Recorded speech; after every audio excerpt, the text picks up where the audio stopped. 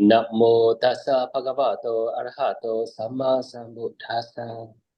Dạ kính bạch quý chư tăng, quý sư cô cùng toàn thể quý đại chúng. Hôm nay là ngày 24 tháng 6 năm 20, ngày 23 tháng 6 năm 2024. Chúng ta sẽ bắt đầu khai giảng lớp Tuần Tự Pháp do Bhikkhu Atulañāṇa từ Sri Lanka sẽ hướng dẫn và chia sẻ. Và để bây giờ bắt đầu chương trình, chúng ta sẽ cùng nhau chắp tay cung kính đảnh lễ ngài, đảnh lễ chư tăng, và chúng ta cùng nhau cung thỉnh ngài vào thuyết pháp và truyền dạy chúng ta Dhamma. Là xin nhờ Linh sẽ dịch giúp ạ.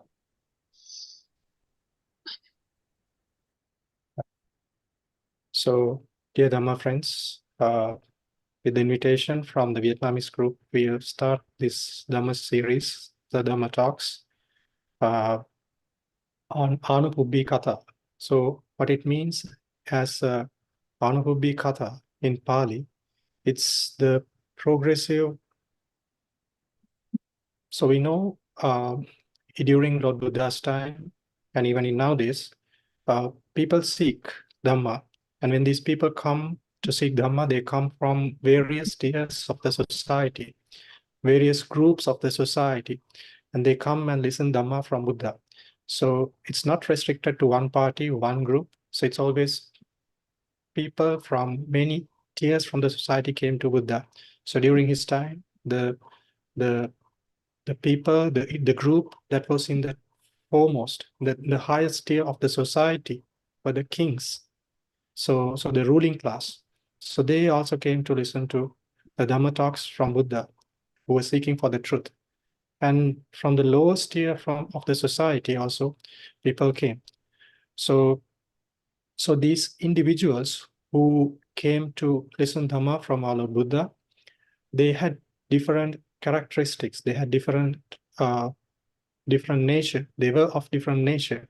So because of that, the Dhamma talks, Buddha has to give in a particular way to meet their defilements and guide them to the Nibbana. So wherever or whatever this Dhamma talk was given, in most of the occasion, I would say, in most of the occasions, this Dhamma talk was a progressive Dhamma talk.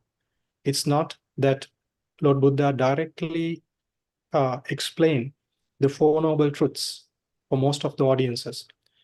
There were some audiences who had good parami, which they have accumulated in previous lives. So for their case, it was a very short Dhamma discourse that Lord Buddha gave. Sometimes it was just one stanza or one small sutta, and they had good parami for them to attain Nibbana. But for the many of the individuals who listened to Dhamma, it was a progressive Dhamma talk, starting from a very simple topic and progressively moving into much depth in the Dhamma talk. So that was the nature of Lord Buddha's Dhamma talk. So that is called Anupubba-kata in Pali, which we translate into English as progressive Dhamma talks. Yes. Quý vị thân mến, nhận lời mời từ nhóm Phật tử Việt Nam thì tôi sẽ thuyết giảng chuỗi pháp thoại có chủ đề là Tuần Tự Pháp, Anupubba-kata. Như vậy Tuần Tự Pháp là gì? Theo tiếng Pali thì là những cái bài pháp được giảng dạy tuần tự bởi Đức Phật. Vào thời Đức Phật cũng như ngày nay thì con người luôn tìm kiếm để nghe pháp, và con người tìm kiếm nghe pháp đến từ rất là nhiều những giai tầng khác nhau trong xã hội, chứ không phải là chỉ là một nhóm hay là một giai tầng, mà tất cả những tầng lớp trong xã hội thì đều tìm tòi để nghe pháp.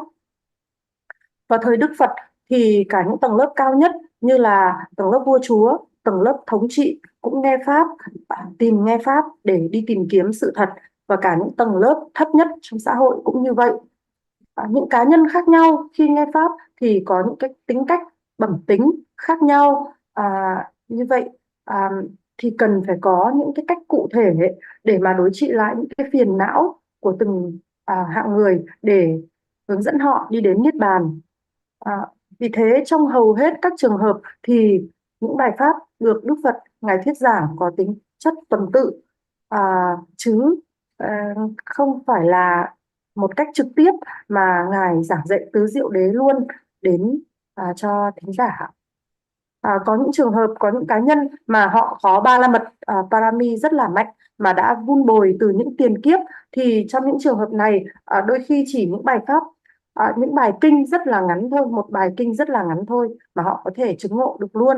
Thế nhưng hầu hết trong những trường hợp khác thì những bài pháp được thuyết giảng một cách tuần tự, bắt đầu từ những cái chủ đề đơn giản và dần dần thì chuyển sang những cái chủ đề sâu sắc hơn. Đó chính là cái tính chất của những cái bài giảng pháp của Đức Phật và được gọi là tuần tự pháp.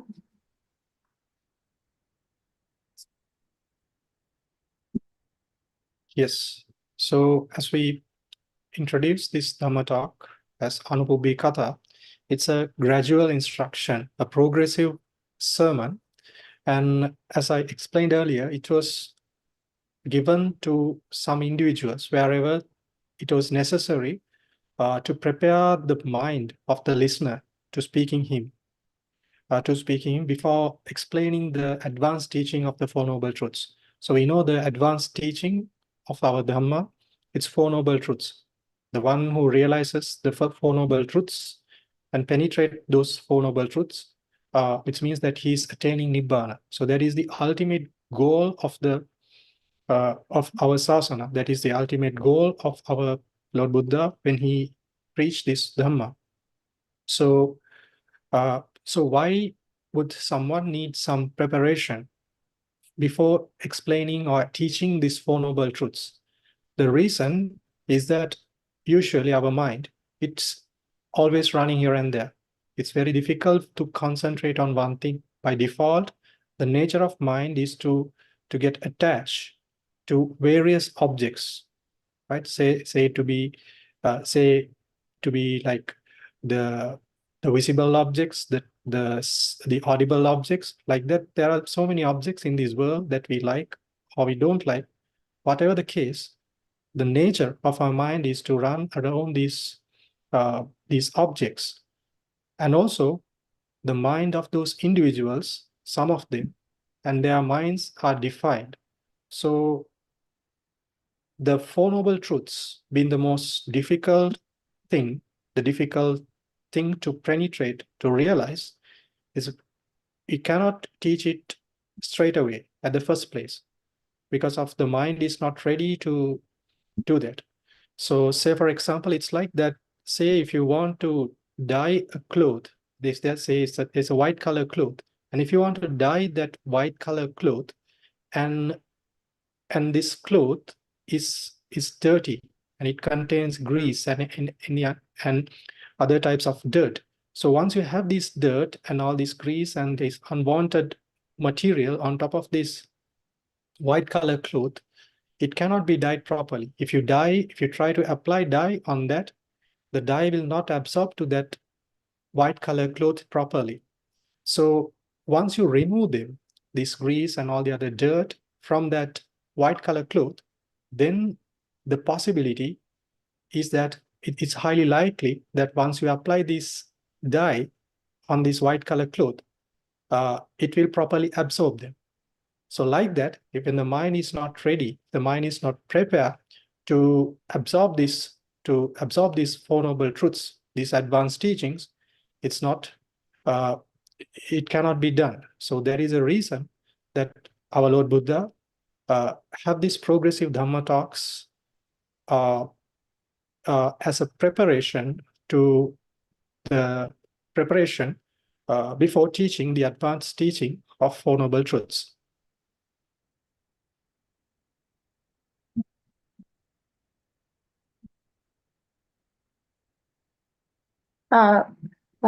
Chúng ta sẽ đến với phần giới thiệu về tuần tự pháp, là những cái phần tuần tự pháp.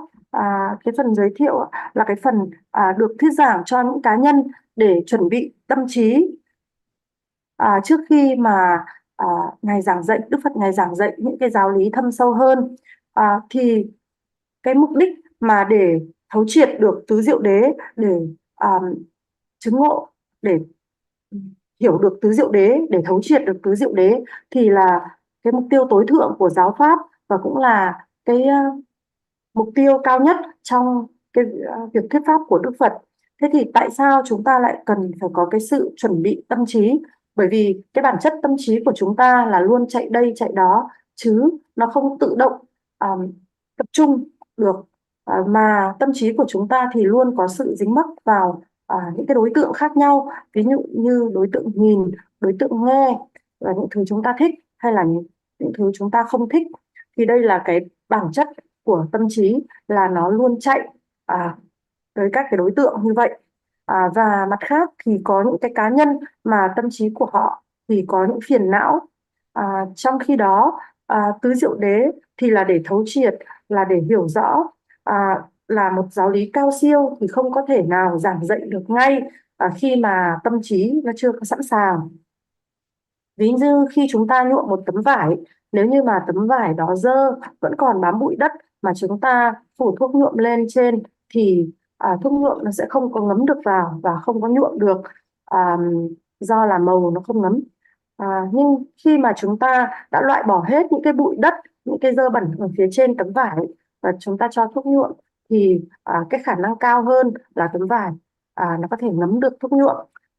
Thì cũng tương tự như vậy, khi mà tâm trí chưa có sẵn sàng thì cần phải có sự chuẩn bị để mà có thể ngấm được cái phần giáo lý tứ diệu đế thâm sâu.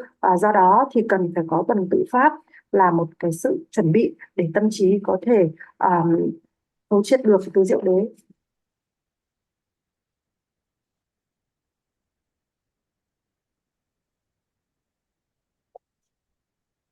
Right.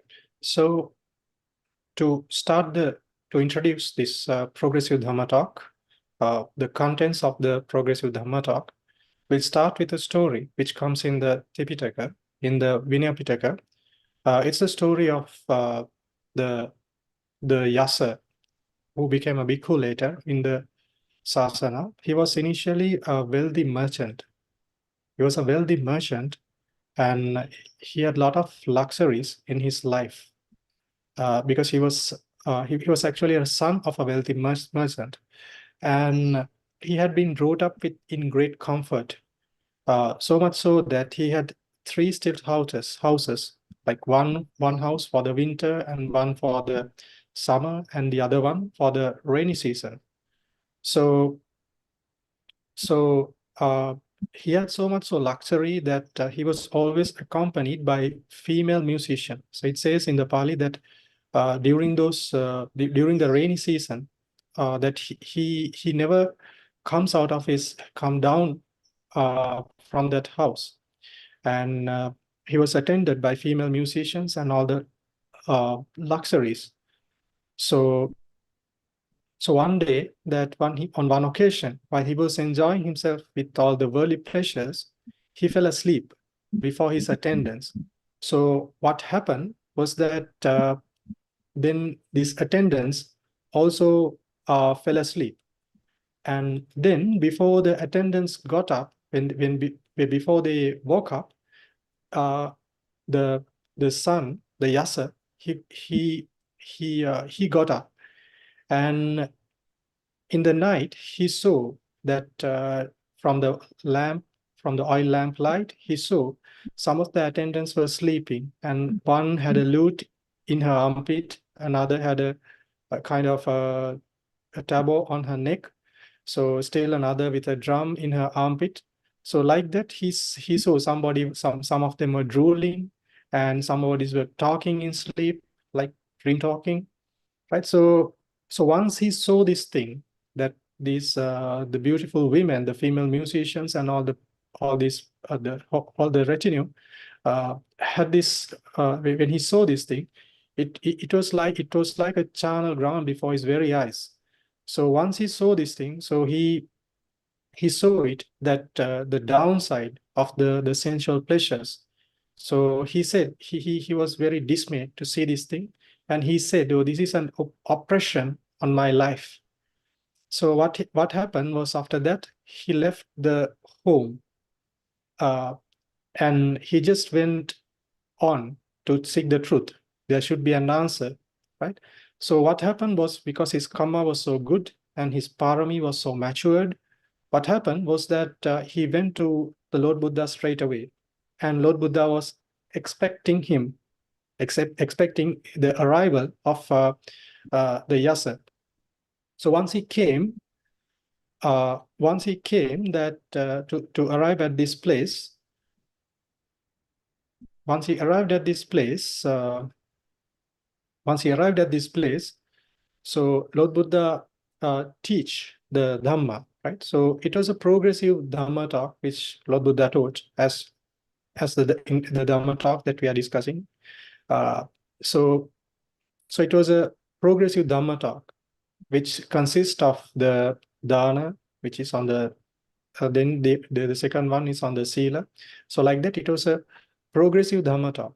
And what happened was that when Buddha saw that the Yasa's mind was ready, supple, and without hindrance, joyful and confident, then he revealed the unique teaching of the Buddhas, right? Suffering, its origin, its end, and the path, right? So these are the Four Noble Truths which our Lord Buddha preached. So before that, to cultivate his mind, to make his mind prepare for the Dhamma talk, then our Lord Buddha explained the progressive Dhamma talk.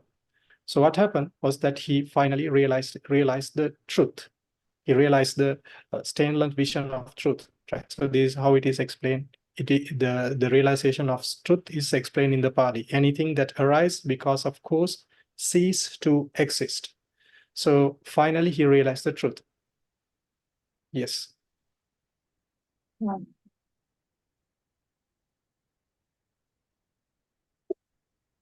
À,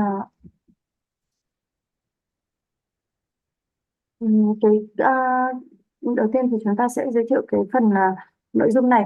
Mở đầu là một câu chuyện được ghi ở trong kinh, thì đó là về câu chuyện về một vị tên là Yasa.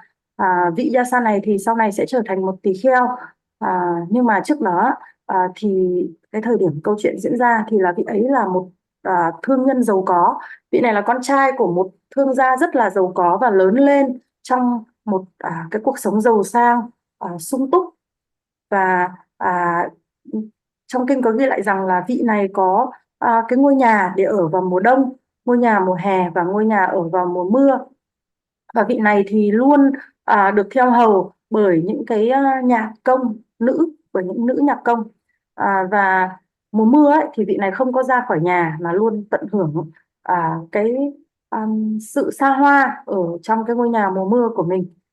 Và vào một ngày thì vị Yasa này đang tận hưởng những cái thú vui của trần thế, thì vị này ngủ và những cái tùy tùng, những cái cô nhạc công nữa họ cũng ngủ, nhưng mà Yasa thì lại thức dậy trước cái đoàn tùy tùng của mình.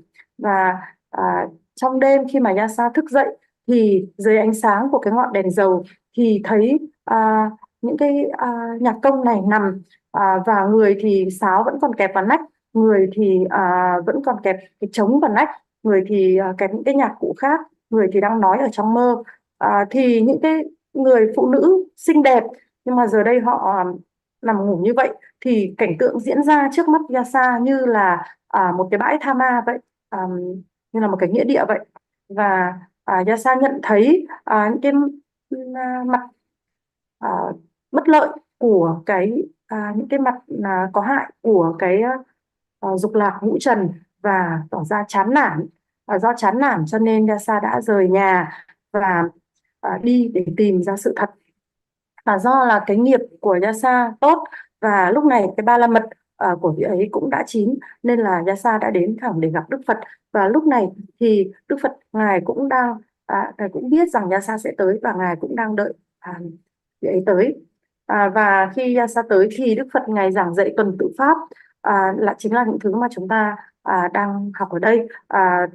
Và bắt đầu thì sẽ bắt đầu với việc bố thí và giữ giới và trì giới.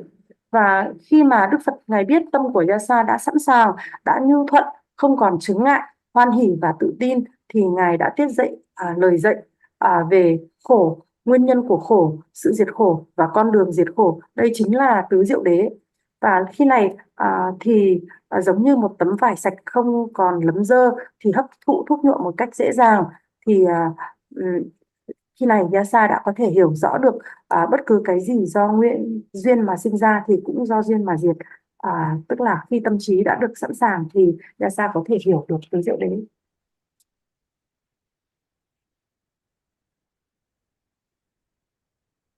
Right. So now we'll have a quick look at on the components of this Anupubba-kata, on this progressive Dhamma talk, right? So its first one is called Dana Kata, which is generosity, Sila Kata, which is morality, Sagga Kata, it's on heaven. Next one is Kamanang Adina, which means the danger, the drawbacks of sensual pleasures. Kamanang Okarang, which means the inferiority of sensual pleasures. Next one is Kamanang Sankilesa, defilements of worldly pleasures. Nekame Anisansang, it's the benefit of renunciation. And finally, the Samukkansika Dhammadesana, which means the Four Noble Truths. So this is the sequence that our Lord Buddha explained on his progressive Dhamma talks. That is how he applied to cultivate, to culture the mind of the listeners. So here, starting from Dana Kata, next one is Sila Kata. It's right starts from generosity, then morality, and then it talks about on heaven, what are the benefits, what are the essential pleasures that somebody can enjoy if they are reborn in heaven. And then the other topics, it's on the drawbacks on sensual pleasures, the inferiority of sensual pleasures, the defilements of the worldly pleasures, right? So once the good side, the positive sides of the heaven is explained, then it shows about the perils of those sensual pleasures by these three topics. And then you give the answer, right? The benefits of renunciation. So once you renounce all these things, once you renounce those sensual pleasures, what are the benefits an individual can attain? So that is explained here. It's called benefits of renunciation. And finally, come the four noble truths. So you see, from the beginning, you see the simple topics like generosity, it comes first, right? So see, in a sequence, in a progression, it becomes difficult, right? And finally, the most difficult area in our Dhamma, which is the penetration of the Four Noble Truths, then it is explained, right? So you see this sequence. So in our Dhamma talk, we'll be covering all these topics, right? Starting from generosity, we learn about what generosity is, what dana is. Then we learn about the morality, then on the Sagga Kata, on the heaven, so etc. Like so in this way, we'll be learning sequentially until the Four Noble Truths in detail. So that's if you put the subtopics in our Dhamma talk series, in this Dhamma talk series, so these are going to be the subtopics in our Dhamma series.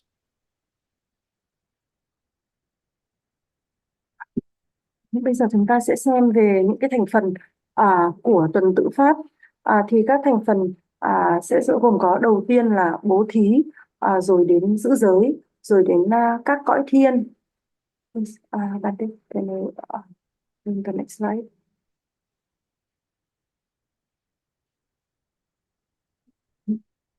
Sau đó thì đến sự nguy hiểm trong các dục, rồi đến sự tầm thường của các dục, rồi đến phiền não của những dục lạc thế gian, rồi đến lợi ích của việc xuất gia, và rồi đến tứ diệu đế. Như vậy chúng ta sẽ thấy là các cái chủ đề được thuyết giảng một cách tuần tự và khó dần lên. Những cái chủ đề đầu tiên thì đơn giản như là bố thí, trì giới, các cõi thiên, và cái độ phức tạp, độ thâm sâu sẽ tăng dần lên cho đến tứ diệu đế là cái phần cuối cùng, là phần khó nhất, là phần mà cần phải được thấu triệt. Thì trong cái chuỗi pháp thoại của chúng ta cũng sẽ đi qua tất cả những chủ đề này theo một trình tự như vậy, và một cách chi tiết, và từng cái đề mục nhỏ này thì sẽ là cái chủ đề của những cái buổi pháp thoại của chúng ta.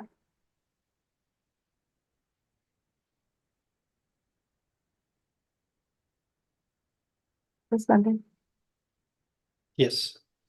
So the next thing that we need to know, like, so we know our topic that is on listening to Dhamma and how it was explained, how it was preached by our Lord Buddha. So now we have to have a look from a sutta and understanding a summary of a sutta, which explains the doorways, the openings, the entry points of a practitioner to attain Nibbana. So this comes in the Anguttara Nikaya, which explain the doorways to attain Nibbana. So in that sutta, it explains about 5 doorways, and one of them is to listening to Dhamma. So first one is the first doorway is to listening to Dhamma. So this is what we are going to discuss, and we see some examples, many examples in the Pali, in the suttas, in the Vinaya. We see these examples.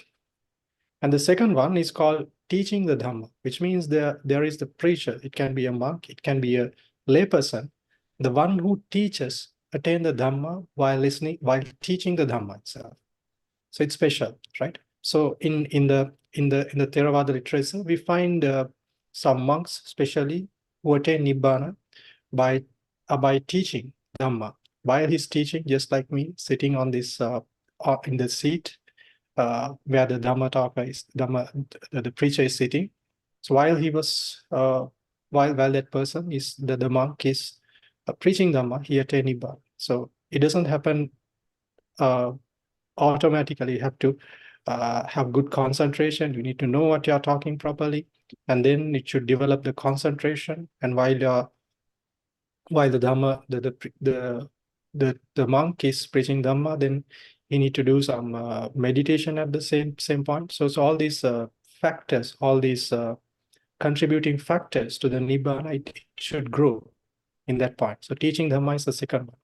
So the third one is reciting the Dhamma. Reciting, we already know, you recite it, right? Reciting verbally, and also once you're reciting, you're reflecting on as well, right? So it's not just reciting blindly, but you have to the person who is reciting, he has to reflect and understand the Dhamma that person is reciting.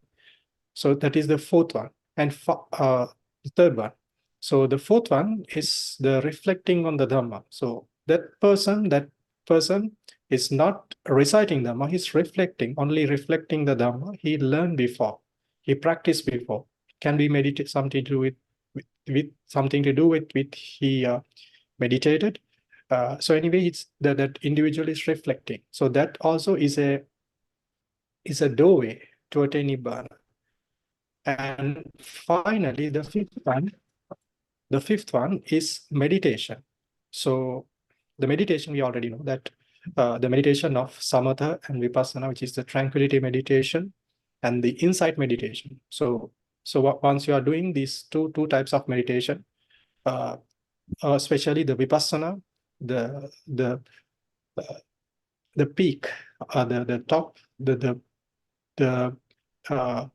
the final outcome of vipassana meditation, the insight meditation, is to attain Nibbana. So we see there are 5 methods, and we are talking about the listening to Dhamma. So it's not only one way, there are 5 ways to attain Nibbana.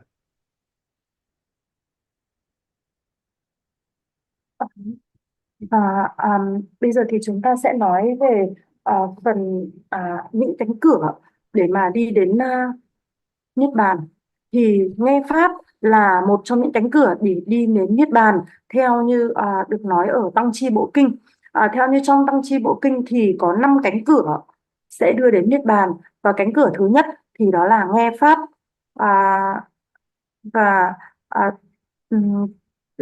Cái việc nghe Pháp đưa đến Niết Bàn thì đã có rất là nhiều những ví dụ ở trong các bài kinh. Và cánh cửa thứ hai đó là giảng Pháp. Thì cũng có những cái cánh cửa giảng Pháp đưa đến Niết Bàn này thì là áp dụng cho cả cư sĩ và tu sĩ. Trong kinh cũng có những câu chuyện về các vị ngồi giảng Pháp, ngồi như là tôi đang giảng Pháp ở đây. Thì khi mà họ ngồi giảng Pháp thì họ chứng pháp được ngay trong lúc đang giảng pháp, có nghĩa là họ đang ngồi và họ giảng pháp. Khi mà đang giảng pháp thì họ có sự tập trung và họ có một cái sự hiểu biết sâu sắc, và có thể là họ hành thiền nữa, và họ đã chứng ngộ được Niết Bàn luôn tại lúc đó. Thì có rất là nhiều những cái yếu tố để đóng góp vào cái sự chứng ngộ của họ tại cái lúc đang giảng pháp, là họ đã có sự tập trung, họ có sự thấu hiểu sâu sắc và cả sự hành thiền. Và cái cánh cửa thứ ba để dẫn đến Niết Bàn, đó là sự trì tụng pháp. Tức là ở đây là tụng, có thể là tụng ra thành lời, và có sự quán tưởng, quán chiếu nữa, có sự suy nghiệm nữa, chứ không phải là chỉ đọc tụng một cách mù quáng, mà có sự suy nghiệm ở đây và có sự hiểu biết ở đây. Cánh cửa thứ tư đó là suy nghiệm về pháp, tức là ở đây không phải là đọc tụng mà chỉ có suy nghiệm thôi.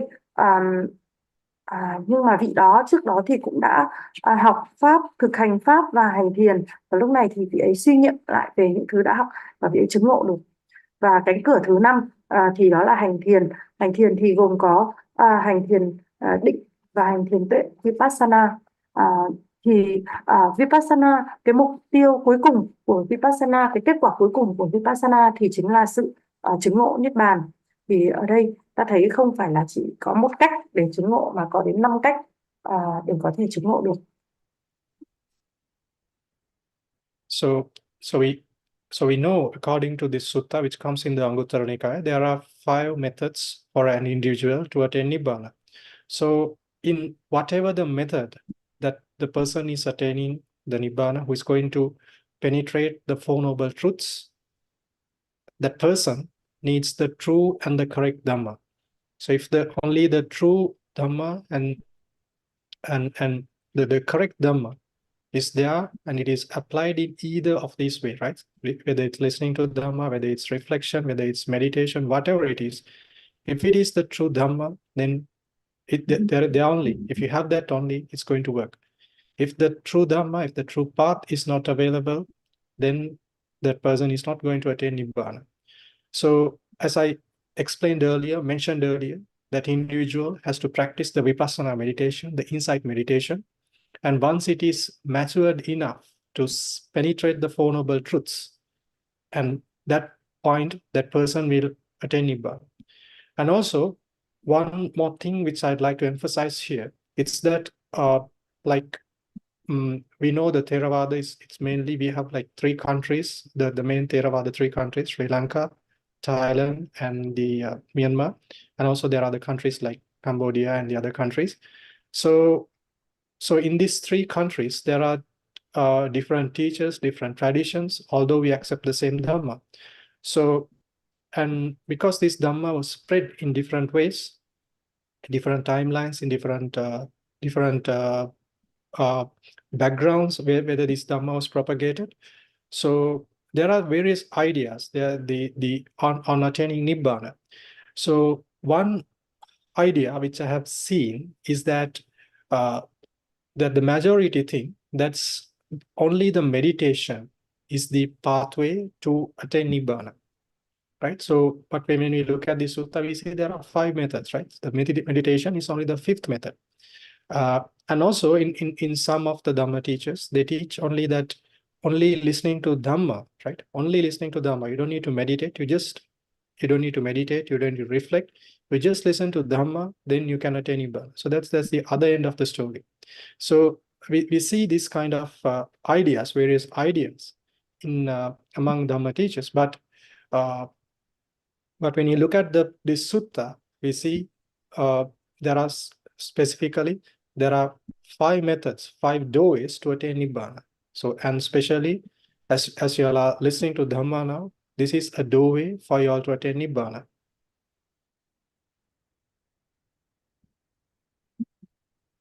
Như vậy thì có 5 cách, có 5 cánh cửa để mà một người có thể chứng ngộ được. Nhưng mà dù là chúng ta có đi theo cách nào đi chăng nữa, thì cái điều cần có phải là cái pháp đúng, phải là chánh pháp.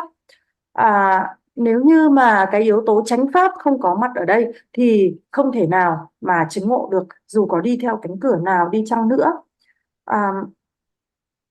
Có một số cá nhân thì họ thực hành Vipassana, và khi mà sự thực hành Vipassana đã đủ rồi thì họ có thể đến mức độ đủ rồi thì họ có thể thấu triệt được tứ diệu đế và chứng ngộ được Niết-bàn. Ngày nay thì Theravada được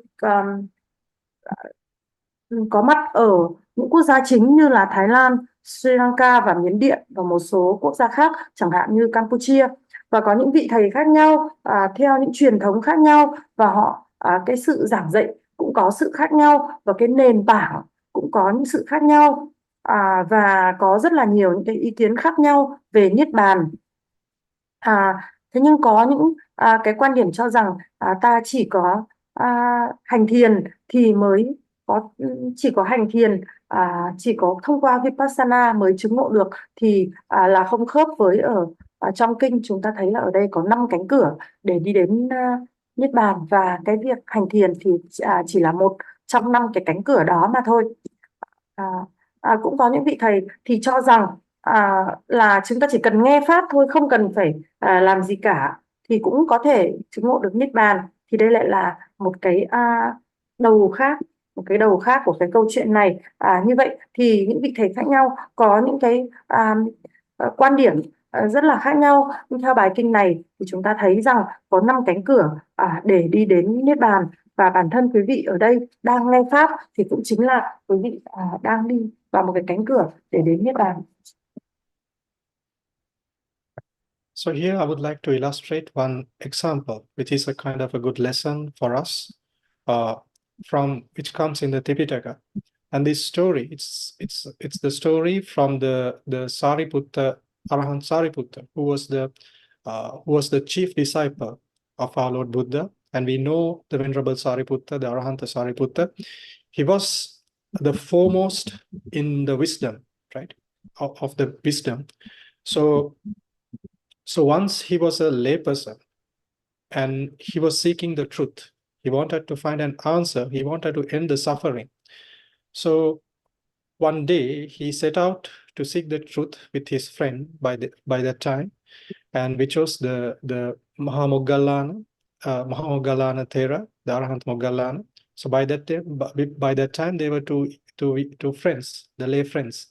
So they went for seeking truth, and at one point of time, when they were walking, they said they split into two ways. Right? They did not take the same route. They discussed, okay, we will take two ways so that we have more chances that we'll find a teacher who can teach the pathway to end the suffering. So when they part ways, when they took two roads and they went, and the Sariputta, his name was Upatissa by that time. So he met one of the first disciples of our Lord Buddha, an Arahant called Assaji. So when he saw Arahant Assaji, the Upatissa, he felt that he was confident by looking at his appearance, just by his appearance, the way he walked, how his body movements were conducted, how it was there. So he was confident that this person must have realized the truth. So he approached this Arahant Assaji and asked a question. Who is your teacher? What kind of Dhamma is this teacher teaching? So Arahant Assaji gave an answer which comes in a Pali stanza. It was a 4-line stanza. In a Pali stanza, usually it have like 4 lines. So it was a 4-line Dhamma stanza, which consists of 4 noble truths. We know for a person to attain Nibbana, except for Buddha and Pacceka Buddha, if some other person who to attain Nibbana, they need to listen this Dhamma from another person, right? From a Buddha or a disciple of a Buddha, that person need to listen to the 4 noble truths. Then only that they can attain Nibbana. So we know the 4 noble truths. It's the truth of suffering, the truth of cause of suffering, the second noble truth. The third one is the truth of the end of suffering, and finally, the truth of the path that frees from the suffering. So those are the Four Noble Truths, right? So if you put it in Pali, it's called dukkha, samudaya, nirodha, and magga, right? Those are the Four Noble Truths. So in this stanza, which Venerable Assaji preached the Sariputta, the Upatissa, it was on these Four Noble Truths, right? So each of those lines consisted of one truth. The first line of the stanza consisted of the first noble truth, which is the truth of suffering. The second line of the stanza consisted of the cause of suffering, which is the samudaya. The third line of that stanza, which it consists of the end of suffering, which is the nirodha. The final line, it consists of the virtues. It was a conclusion of of those truths. I'm sorry. In the third line, it consists of the end of suffering and the path that leads to suffering. The final line was also kind of a conclusion of that stanza. So it says that when he was listening to this four line stanza, once he learned this first and the second, when he listened to the first and the second lines of this stanza, which consist of dukkha and samudaya, the truth of suffering and the cause of suffering, he became sotapanna. He became a stream enterer stage. And in the commentary, it explains how it explains that how he realized that the Four Noble Truths by just listening to 1 and 2, only first and the second noble truth. So it says, like, he understood it indirectly, right? He did not have the need to be explained the third and the fourth noble truth, right? So he said he realized if there is something called dukkha, which is the truth of suffering, and if there is something called the cause of suffering, which is the samudaya. So in general, it's there are many ways of explaining the samudaya, but in general, if you say that the cause of suffering is the craving. So if if these truths are present, there should be the third and the fourth, which means if there is a suffering and if there's a cause of suffering, there should be an end of suffering by extinguishing the causes. And for that, there should be a path. So once he realized at the end of the second line of this stanza, he became a stream enterer, the Sotapanna stage. So we see by this example that he only need true truths, only two kind of truths. And people nowadays think, oh, we don't need a lot of Dhamma. We just need to know one simple sutta, maybe 2 simple sutta, just like 5 simple suttas, or maybe some only 1-2 passages from Vinaya or maybe from Abhidhamma. That's going to be enough for us. And it was enough for some individuals. That's true. That's correct. But it was for those individuals who had good parami. And because of that, they did not need to be explained many things like that. So in the case of the Sariputta, was the Upatissa, he only need to listen to only two truths. And nobody talks what they did in their previous lives before to come to that stage, to have that stage. Nobody discuss about what they did, right? So the reason for them to have such wisdom is that they did their homework. They did their thing in the past. They accumulated a lot of parami in the past. So how did they do that? How did they do that? We have to know, right? So they practiced the parami. They accumulated the parami. So they did many things, right? They practiced the sila well. They did the dana. They did the renunciation. They practiced all these 10 the parami, the perfections, and also especially with enhancing the wisdom and cultivating the wisdom, they could have done all these items in the past, right? So listening to Dhamma, teaching the Dhamma, reciting the Dhamma, reflecting the Dhamma, and meditation. So they could have done all these things, not just only one, right? So in a final life, yes, they just listen to them and attain Nibbana, right? They did a very short meditation and attain Nibbana. So things like that, it could have happened, but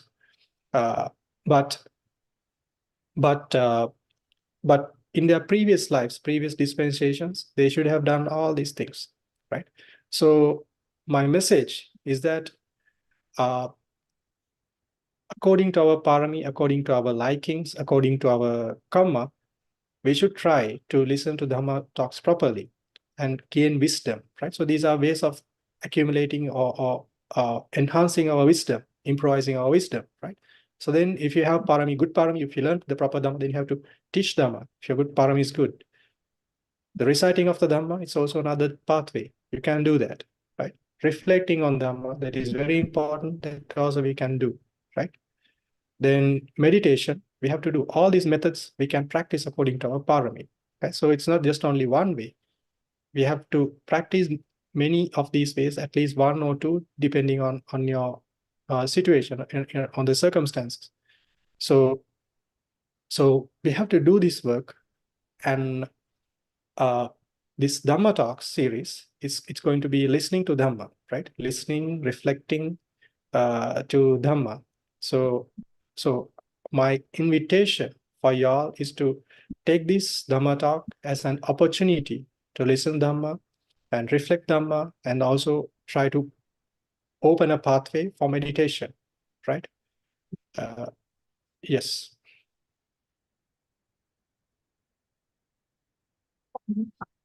Và để tôi kể một cái ví dụ minh họa, đó là câu chuyện về Ngài Xá Lợi Phất, là một vị A-la-hán.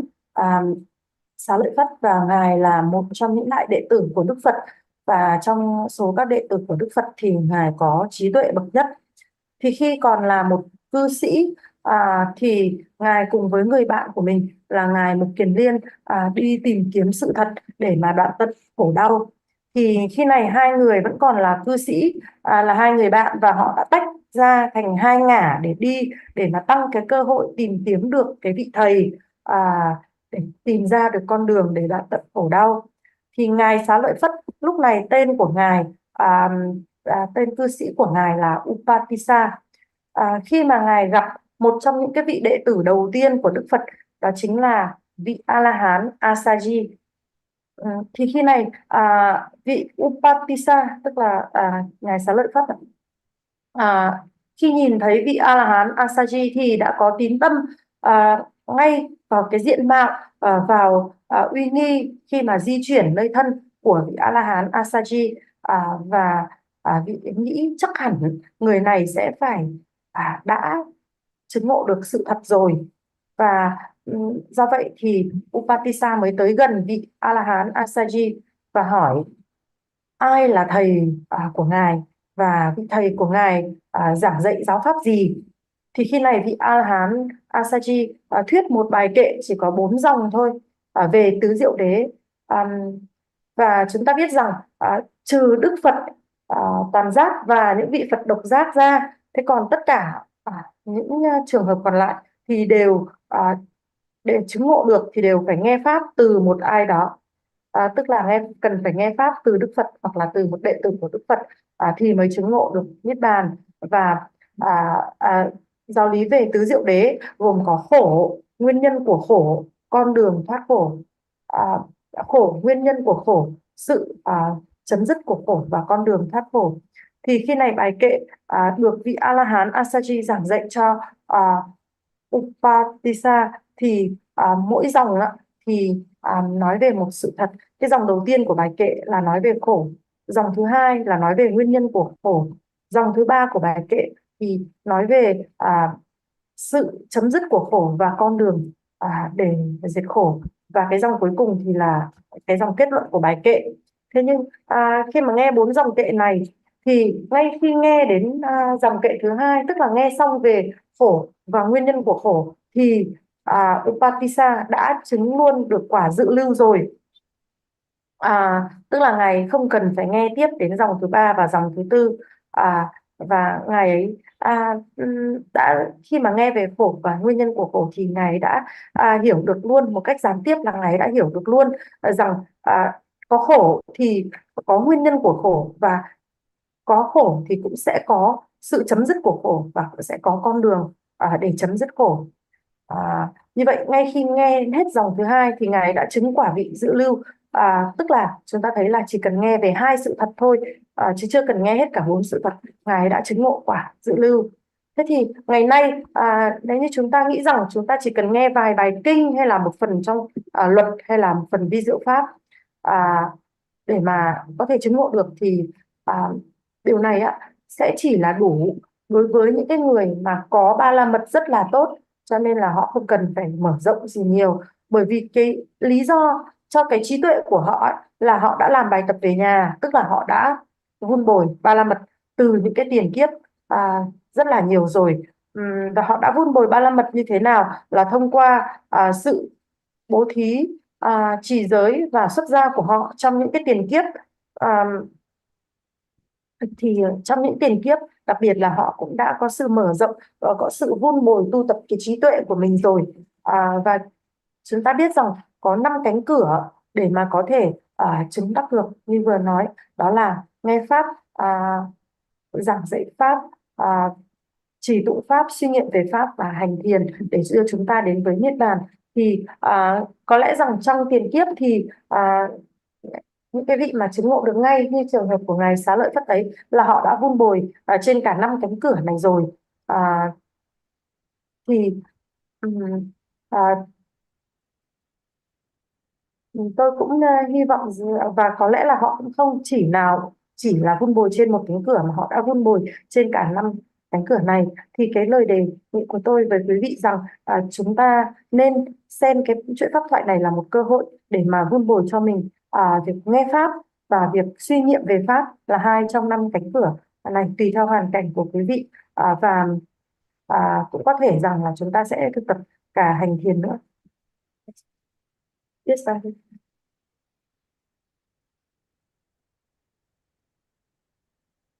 Yes.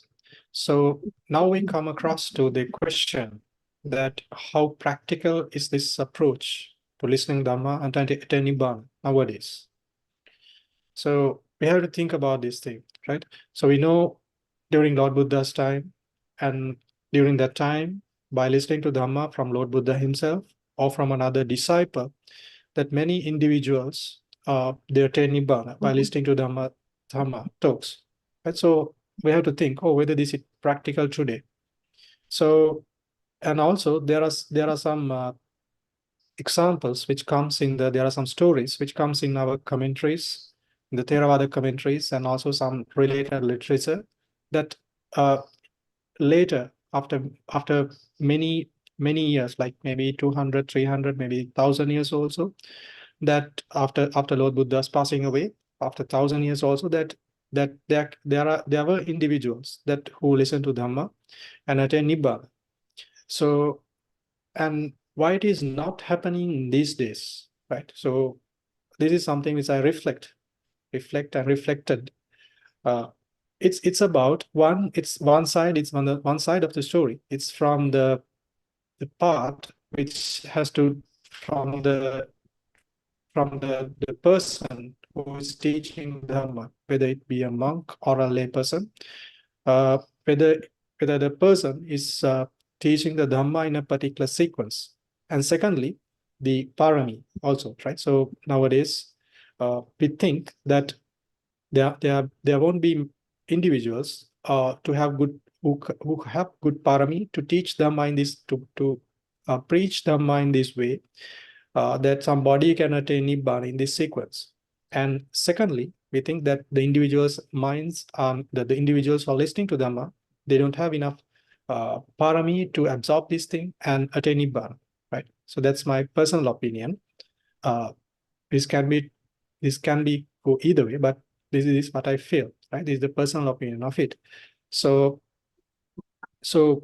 and the other thing which I notice is that to have a good attitude on listening to Dhamma, right? So nowadays we know that most of the people, we are very busy nowadays, and we don't have enough time to listen to Dhamma talks. We don't have enough time to practice Dhamma. We don't have enough time to penetrate Dhamma in deep. So then it become a problem, right? So nowadays people say, "Oh, Bhante, can you explain this thing in very brief? Bhante, can you explain this in very brief and in a very short way?" So yes, there are bhikkhus who are very capable of explaining complex things and very deep things in a very short way. And there were skilled monks in the past, even in Lord Buddha's time, there were monks who could do that. Nevertheless, whether it is done or not, to cultivate the mind in a particular sequence, in a progression, as we see in these topics, starting from generosity to the Four Noble Truths, it takes some time, right? In one sitting, it will not. It will take some time. So, so also nowadays people say, people prefer instead of watching or listening to long Dhamma talks, they will prefer to listen something very short, right? Maybe it can be a 5 minutes, 3 minutes, 2 minutes. It can be something like a very short a reel, like in YouTube or maybe in another social media. So they prefer to listen this, which is good, than not doing that, because nowadays, with what we see in the social media and everywhere, it's a lot of defilements. There are so many courses, there are so many routes to have defiled minds. So it's better than not looking it. But what I'm going to emphasize here is that if somebody is totally dependent on that, it's not going to develop their mind very well, right? If it's because to understand, to listen to Dhamma, it's a slow work. It takes time, right? So usually in Sri Lanka, the tradition that we have nowadays, maybe since the last 60, 70 years, or a little bit more than that, it's about the 1 hour Dhamma talk, right? So that's how our culture is, our tradition is used to, right? So if somebody have a Dhamma talk in a monastery, or let it be in a home, so it's generally going to be a 1 hour Dhamma talk. Sometimes it may go like 1.5, 2 hours. So, and rarely it happens in Sri Lanka that some Dhamma talks, some monks are very capable and they can do like overnight Dhamma talks. So in my opinion, to cultivate this mind, starting from the generosity to Four Noble Truths, we need a lot of time to explain all these things and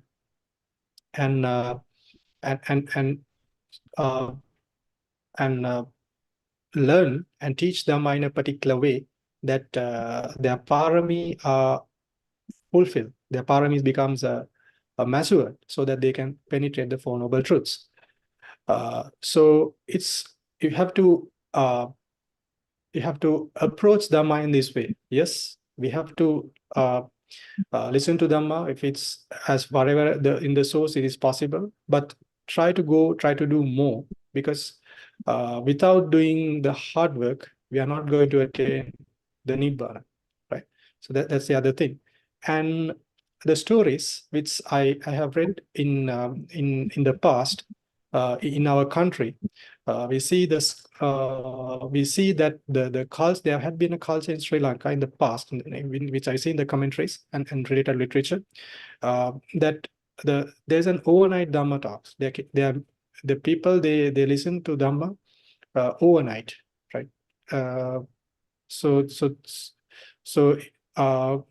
that kind of a Dhamma talk, then the parami become mature.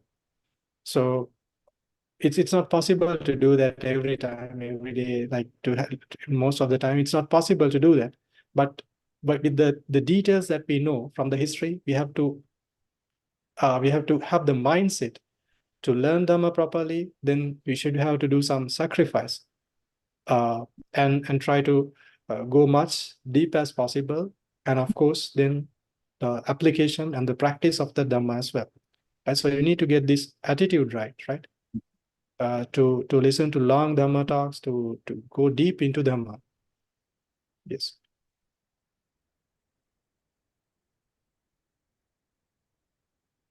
Như vậy chúng ta thấy những người mà đã có sự luyện tập trên cả 5 cánh cửa thì họ có thể chỉ cần nghe pháp một chút hay là ngồi thiền một chút thì họ đã có thể chứng ngộ được luôn, bởi vì trong tiền kiếp là họ đã thực tập trên cả 5 cái cánh cửa này rồi.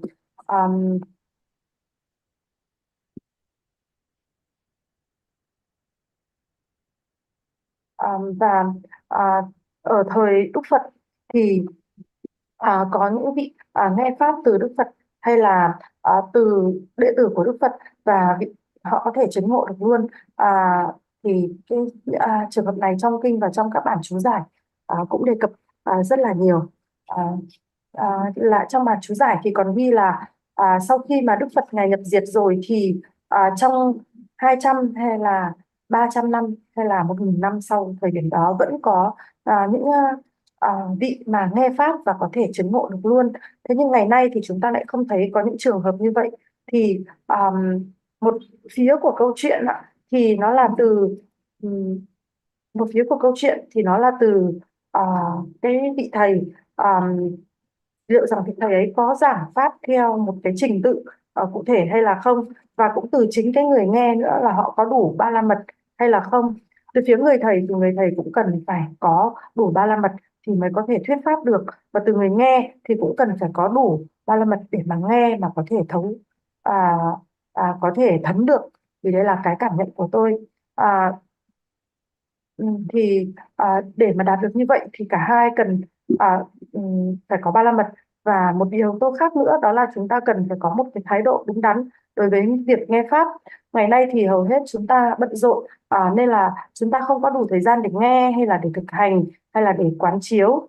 Và chúng ta đôi khi thì nói rằng là thưa Bhante có thể trình bày cái này ngắn gọn lại được không? Thì có những cái vị tỳ kheo họ có khả năng mà họ tóm tắt, họ giảng những cái phần giáo lý khó và sâu, họ có thể nói một cách vắn tắt được. Và thời Đức Phật thì cũng có những vị có thể làm được như vậy. Thế nhưng cái điều chúng ta cần làm là phải tu tập tâm trí, và thực ra điều này thì cũng mất thêm một khoảng thời gian. Chúng ta cần phải mất thời gian.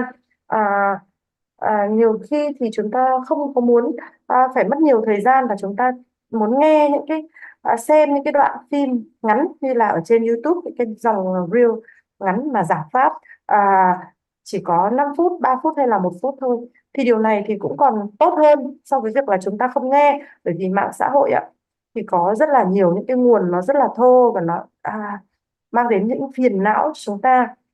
Thì cái việc mà chúng ta nghe những cái đoạn pháp ngắn như vậy thì vẫn có lợi hơn là không nghe. Tuy nhiên nếu như chúng ta cứ phụ thuộc vào những cái đoạn giảng pháp ngắn như vậy thì chúng ta sẽ không thể nào phát triển được tâm trí của mình.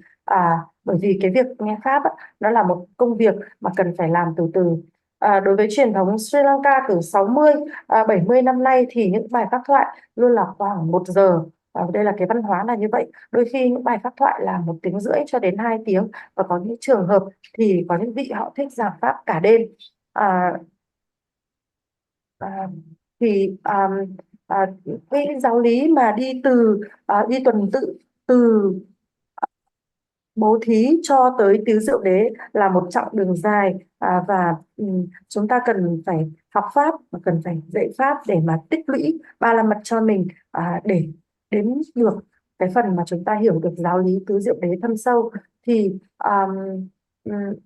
chúng ta cũng luôn cần phải tiếp cận pháp từ nhiều nguồn, và đây luôn là một công việc khó nhọc. Thì đây là có những cái chúng ta cần phải từ những cái câu chuyện trong lịch sử như vậy thì chúng ta thấy rằng chúng ta cần phải có một cái thái độ đúng đắn trong việc trong việc nghe pháp, để chúng ta có thể đi sâu vào. Thì chúng ta thực sự là cần phải có sự hy sinh để mà chúng ta có thể vận dụng, thực hành và tu tập được. Thì đây là cái thái độ đối với việc nghe pháp, thì chúng ta cần phải nghe được những cái bài pháp dài để mà chúng ta đi sâu hơn vào trong pháp, thì chúng ta mới có thể thấu hiểu được.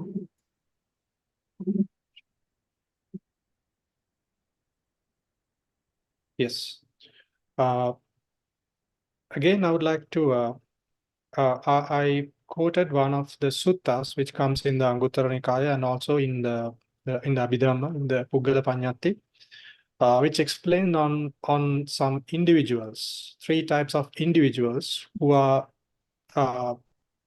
listening to Dhamma, right? Because the next 15 to 20 sessions we'll be listening to Dhamma. right, in a sequence, starting from generosity to Four Noble Truths. We'll be listening to Dhamma in this sequence. So in the suttas and in the Abhidhamma, it explains about three types of individuals who are listening to Dhamma, right? So so all these three types of individuals, right? So the first one is called the inverted intelligence person. The second one is called folded intelligence person. And the third one is called the wide intelligence person, right? So these three persons, when they go to the monastery, they listen to the Dhamma, which has these characteristics, right? First one is called Adi Kalyana, which means it's beneficial at the beginning, right? So the Dhamma talk, which that individual, whoever the individual is going to listen, it's beneficial at the beginning. So whatever the teacher, whatever the monk or the lay person who is going to teach Dhamma, who is going to preach Dhamma, in the beginning it's correct, it's true, and it's beneficial at the beginning, right? Now, why I'm emphasizing all these things is that in sometimes when it comes to the Dhamma talks, there can be the Dhamma talks which explains some teachers, they tend to crack jokes, right? Sometimes they talk about some other unrelated things to Dhamma. And what happened is that it's not beneficial for the listener in terms of the Four Noble Truths, right? In terms of the Four Noble Truths, it's not going to be beneficial. So there are three terms which is explained here, right? It's called Adi Kalyan. It's a beneficial at the beginning. The second characteristic of the Dhamma talk is Majjahe Kalyana. It means it's the beneficial at the middle. So in the Dhamma talk, in the beginning, it's correct, it's true, and it's aligned with the Four Noble Truths. It's aligned with the path. Third one, it's called Pariyosana Kalyana, which means the beneficial at the end. So you see the beginning, the middle, and the end of the Dhamma talk, it's beneficial for the individuals who are listening. And it again explain about four characteristics. One is called Satham, which means full of meaning. Then it's said Sabhyanjanam, which means it's suitably worded. So whatever the things, the wording, it's correct, right? Satham means full of meaning and it's worded correctly. And Kevala Paripurnam, which means fullness and entirety. The fifth one is the final one is called Parisuddham Brahmacharya Pakasana. It explains about the perfectly pure holy life. So the Dhamma talk, these three individuals who are going to listen, it possesses these characteristics. It's beneficial in the beginning and middle and in the end. And the Dhamma, it consists of these four characteristics. Tiếp theo thì chúng ta sẽ đi đến phần 3 hạng người nghe Pháp. Theo như trong kinh thì có 3 hạng người nghe Pháp, và để mà học từ cái phần bố thí cho đến tứ diệu đế thì chúng ta sẽ học theo một cái trình tự, theo một cái tuần tự. Và thì theo như kinh thì có 3 hạng người nghe Pháp, đó là hạng người với trí tuệ đảo lộn, hạng người với trí tuệ bắc vế và hạng người với trí tuệ rộng lớn. Thì cả 3 hạng người này khi mà đến nghe Pháp thì họ đều có được những cái lợi lạc. Thứ nhất là lợi lạc ở phần đầu, lợi lạc ở phần giữa và lợi lạc ở phần cuối. Ta thấy rằng ngày nay thì một số người khi mà giảng Pháp thì họ có cái sự đôi khi là có sự bông đùa hay là có những sự mà đưa vào những nội dung mà không liên quan đến Pháp. Thế nhưng ta thấy cái đặc tính của cái việc nghe Pháp thoại là nó phải có lợi lạc ở phần đầu, lợi lạc ở phần giữa và cả lợi lạc ở phần cuối. Và những cái tính chất tiếp theo của cái đặc điểm của một người đi nghe Pháp thoại đó là họ đầy ý nghĩa và được diễn đạt thích hợp và đầy đủ và trọn vẹn và có đời sống phạm hạnh trong sạch.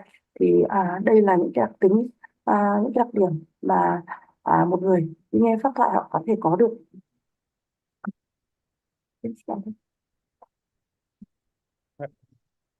So now we'll move into the first person who is going to come and listen to this Dhamma. So he's called the inverted person, right?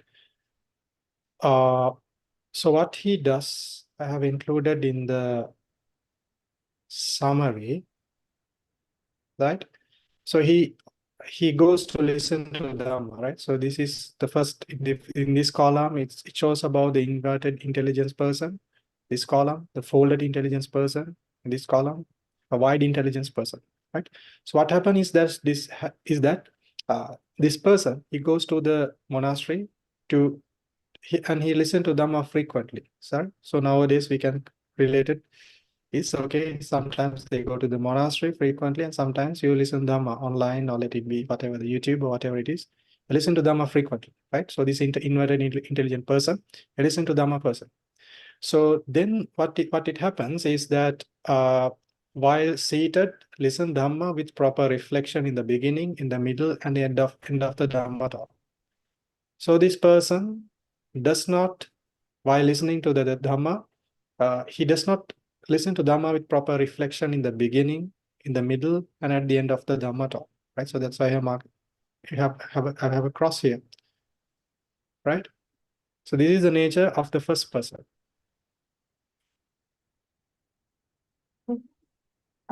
Cái hạng đầu tiên là hạng người có trí tuệ đảo lộn. Thì ta thấy rằng đây trên bảng là sư chia thành 3 cái cột dọc ạ. Thì cột đầu tiên là hạng người có trí tuệ đảo lộn, cột thứ hai là hạng người có trí tuệ bắp vế, và hạng người thứ ba là người có trí tuệ rộng lớn. Thì đối với hạng người đầu tiên thì họ cũng thường xuyên đi đến thiền viện để nghe pháp, nên là sư để cái dấu tích xanh đó. Nhưng sang cái dòng thứ hai, khi ngồi nghe pháp thì có sự suy xét đúng đắn ở phần đầu, phần giữa và phần cuối của pháp thoại. Thì cái điểm này thì cái vị mà có trí tuệ bị đảo lộn họ không có được cái tính chất này, cho nên là sư để dấu gạch chéo.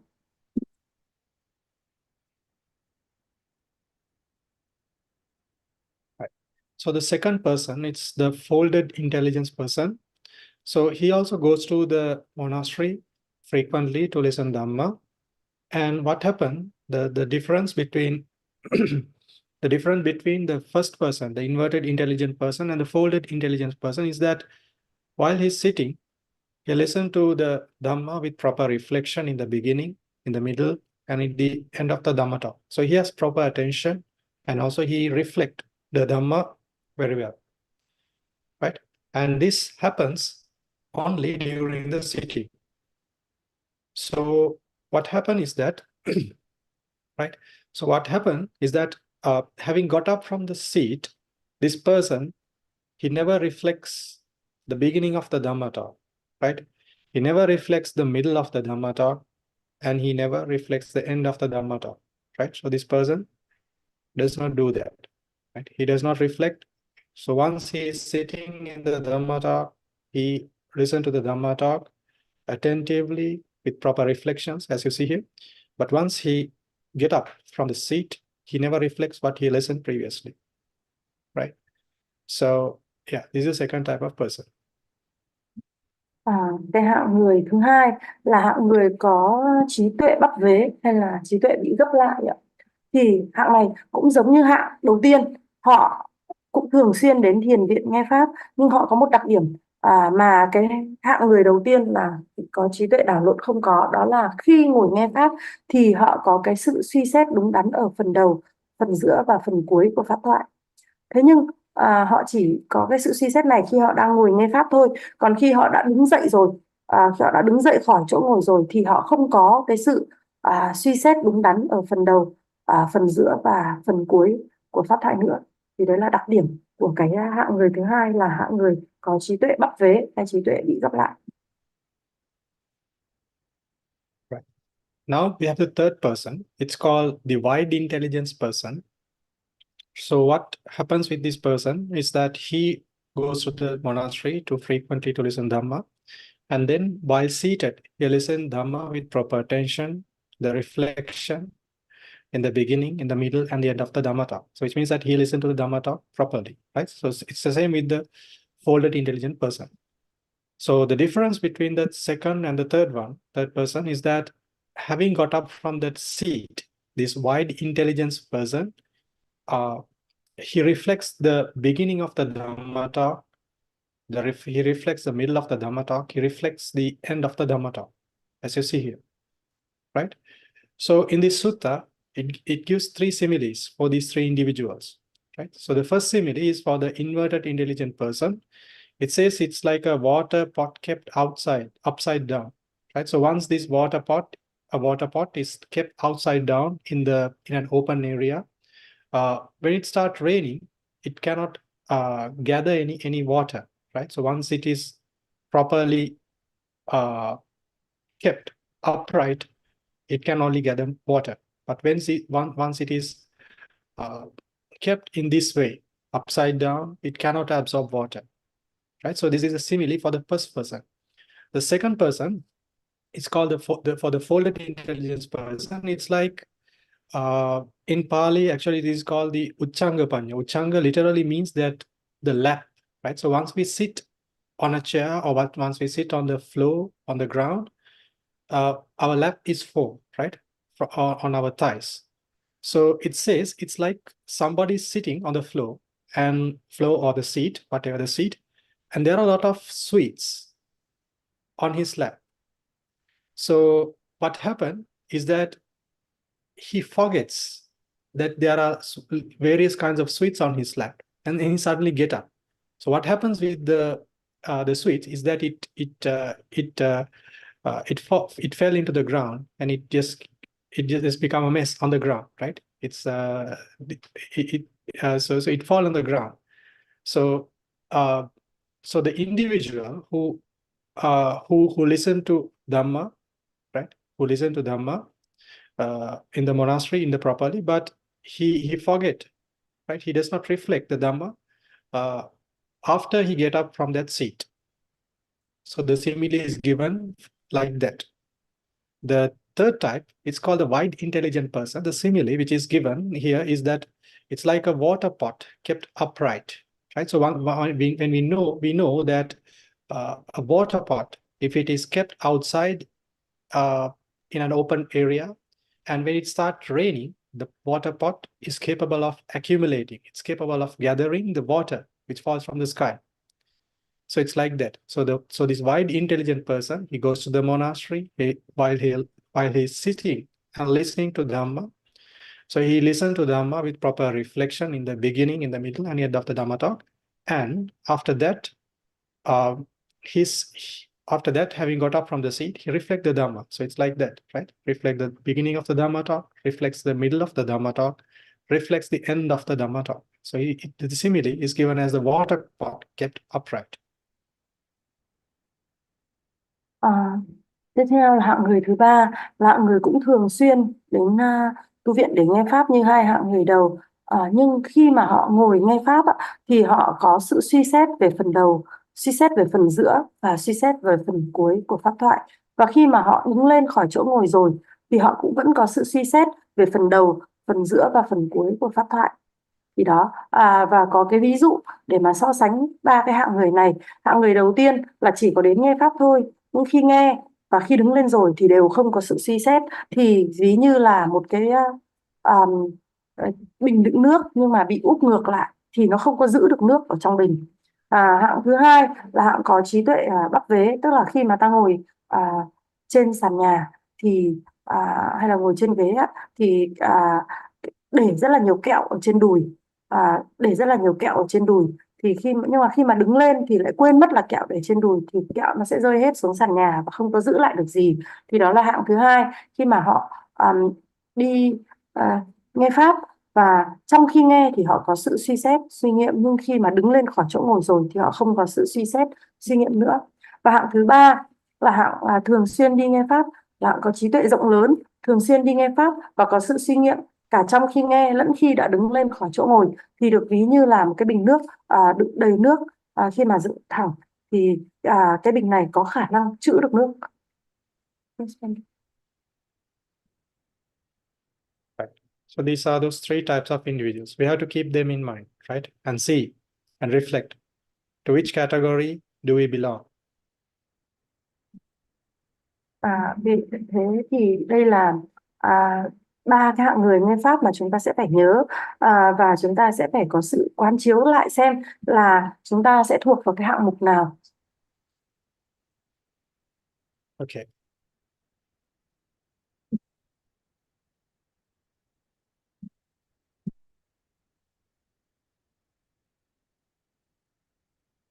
Right. The next thing that which I need to emphasize, y'all, in the first Dhamma talk is regarding the reflections, right? So the reflection, we know it means literally, it means to look at the past, or generally like to see. It can be either the present or the future. So what we do is that when it comes to a reflection is that you look into something and think deeply about it. So in the practice of Dhamma, it is a very important thing. It's very crucial in the practice of Dhamma. Right? So in Dhamma talks, I have seen in Jataka that if somebody is not reflecting enough, that they cannot attain Nibbana. Right? It's a very important thing. It's a very important thing in our practice. And in many suttas, there's a Pali term called abhinhang patsavikhitabhang. So it means that it must be reflected upon again and again, right? So the Pali word patsavikhitabhang means should be reflected. Abhinhang means that you should be reflected upon and upon. It should be reflected upon again and again, right? And that should be something done frequently. So it is, we see this term in many suttas. So we have to understand this reflection of Dhamma, reflection on ourselves using the basis of the Dhamma, and it's an important thing. So in these suttas, it says, most of the suttas, it says it's for both lay and ordained. It's just not only for the monks, it's not just only for the lay people. For both lay and ordained people should have this reflection. So when it comes to reflections, we should reflect on the 3 times, right? 3 period of the times, which is, it should reflect on the past, we should reflect on the present, and then we should reflect on the future. And again, we should reflect on what we see, right? What the incidents, what's happening around us, what's happening in with the other individuals. Which the reflection should include all these things. So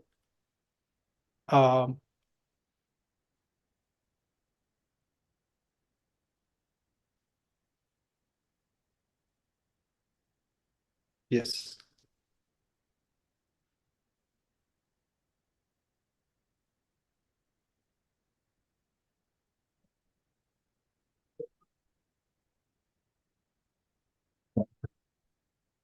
Oh, we finished. Sorry. Tiếp theo là đến phần quán tưởng, phần suy nghiệm. Thì chúng ta sẽ cần phải có sự suy nghiệm ở trong các câu chuyện tiền thân Jataka. Thì có rất là nhiều những trường hợp một số người khi mà họ không có cái sự suy nghiệm đầy đủ thì họ không có chứng ngộ được Niết-bàn. Vì thế chúng ta cần phải xem xét và suy nghĩ. Trong các cái bài kinh thì chúng ta thấy rằng cái sự suy nghiệm thì cần phải được thực hiện suy xét rất là nhiều lần. Đây cũng chính là nội dung của thuật ngữ Pali Abhihang Bhagavato. Bhante, can you repeat the Pali term? That is called abhinhang patsavikhitabhang. Cái thuật ngữ đó thì có nghĩa là chúng ta cần phải suy nghiệm, quán chiếu, quán tưởng nhiều lần, làm đi làm lại và thường xuyên. Và cái việc suy nghiệm này thì không phải là chỉ mỗi tu sĩ hay cư sĩ, mà cả cư sĩ và tu sĩ thì đều cần phải quán chiếu và suy nghiệm. Và chúng ta cần phải suy nghiệm trên cả 3 thời điểm là quá khứ, hiện tại và tương lai. Và chúng ta cần phải suy nghiệm cả những thứ chúng ta thấy và cả những thứ xung quanh chúng ta và cả những người khác nữa.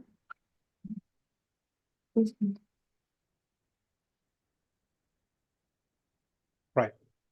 Okay. So now we know the reflection, the term reflection. We have a small idea on what reflection means. And now we should learn on the reflection should be based on the Dhamma that we learn. Right. So if we have a small application on what we learned previously and reflect ourselves using the sutta, right? So we have to think from these three groups, which group do we belong into, right? So you have to reflect on yourself, right? You have to use this sutta as the mirror to look at yourself, right?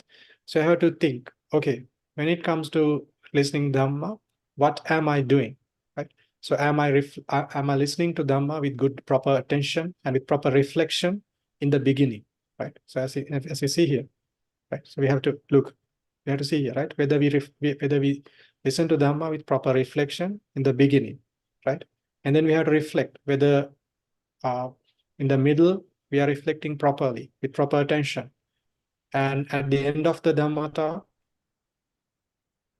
whether we listen to the Dhamma properly with proper attention, like that we have to think on ourselves, and then we have to reflect on ourselves, right? So having got up from the seat, whether after ending the Dhamma talk, whether we reflect the beginning of the Dhamma talk, whether we reflect the middle of the Dhamma talk, whether we reflect the end of the Dhamma talk, right?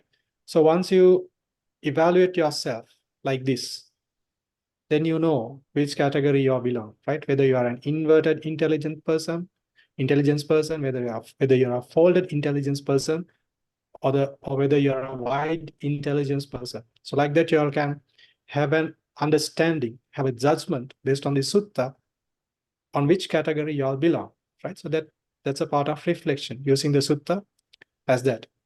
And then once you started doing this thing, then you will realize to which category you belong into, right?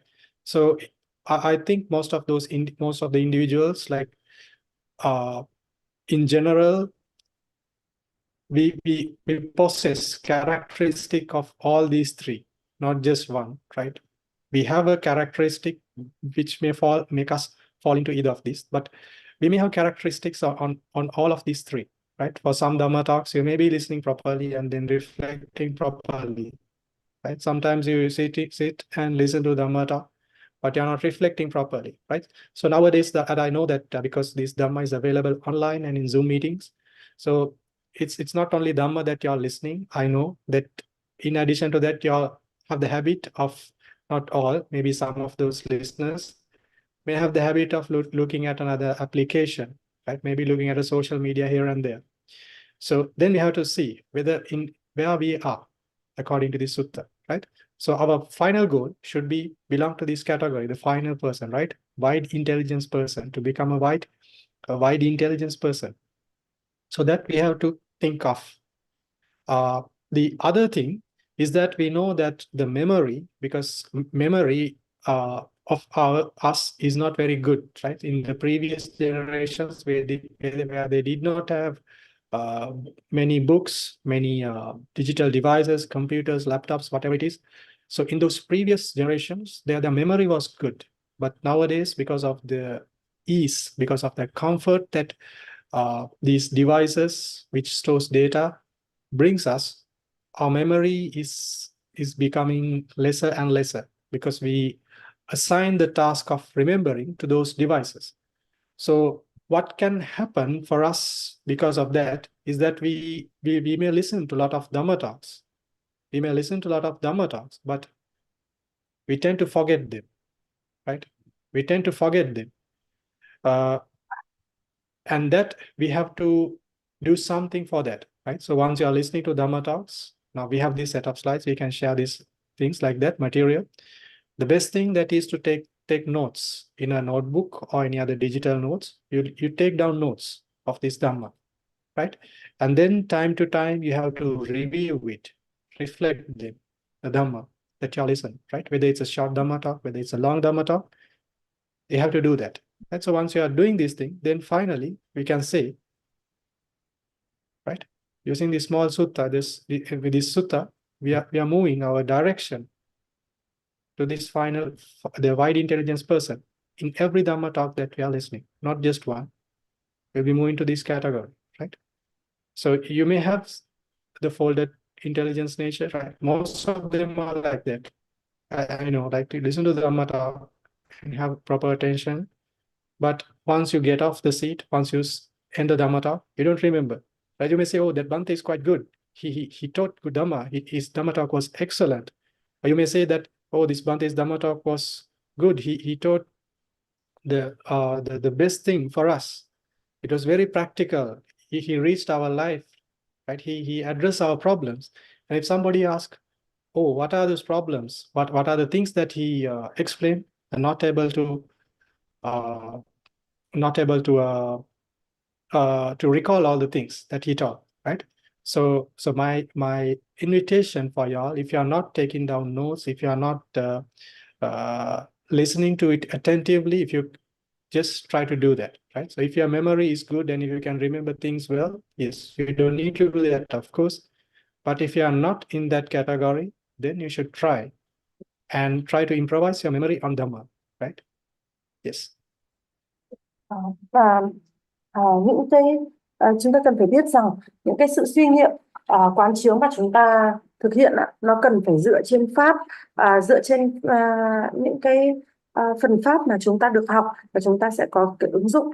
Ví dụ như là chúng ta sẽ ứng dụng luôn trong cái bài kinh mà chúng ta vừa mới học về 3 hạng người nghe pháp, thì chúng ta sẽ có sự suy nghiệm quán chiếu xem là chúng ta sẽ thuộc hạng người nào, và chúng ta sẽ dùng bài kinh như là một tấm gương để phản chiếu lại xem là chúng ta liệu rằng trong lúc nghe pháp đã nghe với một cái sự chú tâm đúng mực hay chưa, ở cả phần đầu, phần giữa và phần cuối. Rồi khi chúng ta đang ngồi nghe pháp và khi mà chúng ta đứng lên thì chúng ta có cái sự suy nghiệm đúng mực hay là chưa, thì chúng ta có sự đánh giá xem là chúng ta thuộc cái hạng người nào trong 3 cái hạng người nghe pháp. Thực ra thì tất cả mỗi chúng ta đều có những cái tính chất của cả 3 hạng người. Có những bài pháp mà chúng ta nghe và suy nghiệm trong cả lúc ngồi và nghe và cả lúc đã đứng dậy rồi. Thế nhưng cũng có những cái bài pháp khi mà chúng ta nghe, chúng ta không có cái sự chú tâm hay là suy nghiệm. Và ngày nay thì chúng ta thường nghe pháp ở trên Zoom, thì chúng ta nghe online, và đôi khi đang nghe thì chúng ta cũng có dùng những cái app khác, những cái ứng dụng khác, rồi chúng ta xem đây xem đó. Thế thì chúng ta suy nghiệm xem là vị trí của chúng ta đang là ở đâu trong 3 hạng người này, và cái mục tiêu cuối cùng thì là hướng tới là chúng ta sẽ trở thành cái hạng người nghe pháp với trí tuệ rộng lớn. Ngày nay thì cái trí nhớ của chúng ta không có được tốt như những thế hệ ngày xưa. Những thế hệ ngày xưa do là họ không có các cái thiết bị điện tử cho nên trí nhớ của họ tốt hơn. Còn ngày nay thì chúng ta có các cái thiết bị điện tử, và chúng ta giao phó cái việc ghi nhớ cho các cái thiết bị này, cho nên trí nhớ của chúng ta thì ngày càng kém đi. Thì đôi khi là chúng ta lắng nghe nhưng mà chúng ta lại quên. Thế thì như trong trường hợp như vậy thì chúng ta nghe và chúng ta cần phải có sự ghi chú lại, có thể là ghi chú trên bản giấy hay là bản điện tử, và chúng ta có thể sự ôn lại, xem lại, quán chiếu, suy ngẫm lại, dù là bài kinh dài, bài pháp dài hay là bài pháp ngắn, để mà chúng ta dần dần đạt được cái mục tiêu là chúng ta sẽ hướng đến là chúng ta sẽ trở thành cái hạng người nghe pháp có trí tuệ rộng lớn trong tất cả các cái bài pháp thoại. Chỉ có những trường hợp thì là chúng ta nói vị Bhante đó giảng dạy rất là hay, giải thích tường tận, đi thẳng vào những cái vấn đề của cuộc sống. Thế thì một người khác đã nói thế thì vị ấy giảng cái gì, dạy cái gì, nhưng chúng ta lại không có nói lại được. Thì trong trường hợp mà chúng ta đã ghi nhớ được thì chúng ta không cần. Thế nhưng trong trường hợp mà chúng ta không có cái sự ghi nhớ được thì chúng ta nên có cái sự ghi chép lại pháp để mà sau này xem lại. Right. So now we have 15 minutes or 15 minutes to for our class to end up the time. So according to our agenda, we have to we have scheduled 15 minutes for the Q&A, the question and answers. So I have prepared for the details and prepared for the Dharma talks on this content on this, but we may not be able to cover that area. So what we are going to do is to shall we quickly sum up what we did? Okay, I'll share the screen again. Right. So before moving into the Q&A section, right? Before moving to that Q&A section, we'll quickly go through what we did, right? So in the beginning of the Dhamma talk, we discussed that this Anupubba-kata, which is the gradual instruction, it's a progressive sermon, and which contains of starting from dana, from the generosity, morality on heaven, and then about the perils of the sensual pleasures, and finally then the benefits of renunciation, and finally the Four Noble Truths, right? So that's what we discussed in the beginning, right? And then we discussed about the 5 doorways to attain Nibbana, and listening to Dhamma is one of them. And my special message, which I gave here, was to practice, right? Practice whatever the possible methods which is applicable for you, and try to attain, to gain more parami from that, right? From this sutta. And then I explained about the long Dhamma talks and the short Dhamma talks, the benefits of long Dhamma talks, and how you should emphasize on learning and listening on long Dhamma talks to gain more parami. And then we discuss about these 3 individuals, right? Of the inverted intelligence person, the folded intelligence person, and the wide intelligent person, right? So that's what we discussed. And finally, on that here, we discussed on the importance of the reflections, right? How the emphasis that our master, the Lord Buddha, has given on the reflections. Yes, so we can sum up the summary of the Dhamma talks like that. Và bây giờ thời lượng của buổi pháp thoại thì còn là 15 phút nữa thôi, và chúng ta sẽ tóm được lại về pháp thoại. Nội dung của buổi pháp thoại hôm nay cùng với phần hỏi đáp. Thì để tóm được lại thì hôm nay chúng ta đã đi qua, thứ nhất là giới thiệu về tuần tự pháp là gì, đi từ bố thí cho tới tứ diệu đế. Thì chúng ta sẽ nhớ là tuần tự pháp thì gồm có trình tự là từ bố thí, trì giới đến các cõi thiên, sự nguy hiểm trong các dục và sự xuất gia, thì được thuyết giảng tuần tự như vậy. Và phần thứ hai chúng ta đi qua đó là 5 cánh cửa để đi đến Niết-bàn. Thì trong đó thì nghe pháp là một trong 5 cánh cửa. Và cái lời khuyên của tôi dành cho các bạn đó là các bạn hãy thực tập tất cả những cái phương pháp này để mà vun bồi ba la mật cho mình. Tiếp theo là chúng ta trao đổi về những bài pháp thoại ngắn và những bài pháp thoại dài, và cái sự lợi lạc của việc nghe những cái pháp thoại dài. Chúng ta nên thực hành nghe những pháp thoại dài để tích lũy ba la mật cho mình.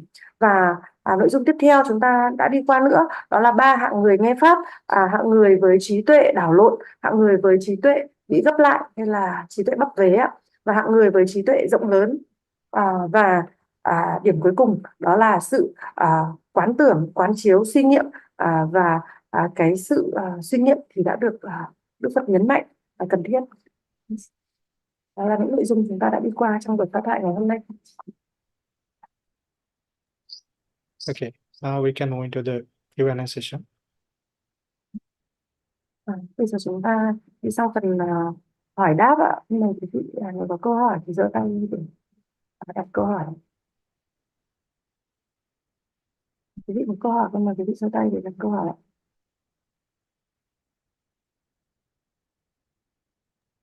Yeah, dear Bhante, I have a question. Dạ thưa ngài là trong thời đại hiện nay thì có rất là nhiều những cái luồng thông tin khác nhau, và đặc biệt là mỗi người sẽ có một cách tiếp cận về pháp khác nhau. Có những người thì họ sẽ học tuần tự pháp như Bhante vừa chia sẻ, có những người thì họ sẽ học tuần tự pháp nhưng mà theo cái chiều ngược lại, đấy chính là họ đi vào vi diệu pháp trước, sau rồi dựa trên giáo lý vi diệu pháp họ sẽ hiểu về kinh và luật. Có những người thì họ sẽ đi thẳng trực tiếp vào việc hành thiền, và giữa việc hành thiền với cả học pháp song song. Thì xin ngài cho lời khuyên về những cái phương pháp tiếp cận với giáo pháp này ạ. Cảm ơn ngài. Dear Bhante, nowadays, the approach to information of different individuals are different. So in learning Dharma, some people would learn in a progressive sequence like this, but some would learn it in a inverted sequence. Like they may start with the Abhidhamma, and then from that they can understand the Sutta and the Vinaya better, and some people go directly to meditation, and they meditate while they also learn Dharma. So what is your advice? What approach should we take? I'd like to answer this question from the commentaries, what we see in the commentaries, right? So for a monk, right, I think from this question, you'll have to put, for the answer, you'll have to apply it in your domain as a layperson, right? So what we see in the commentaries is that for a monk, not in the commentaries, a requirement for the Vinaya, for a monk, they have to, before practicing individually, independently, you have to stay at least 5 years with the teacher, first 5 years after becoming a monk. It's a requisite, it's a must, it's a rule. And during those 5 years, or whatever the number of years, that monk has to acquire some skills on Vinaya, basic Vinaya, to practice them properly. Then they have to know some Dhamma, so they can teach Dhamma, preach Dhamma when people come. Say, for example, if they come, if the people offer food and bring to monastery, then you need to know some Dhamma talk to give them, to share merits, to rejoice on their merits, like that. There are some requirements like that.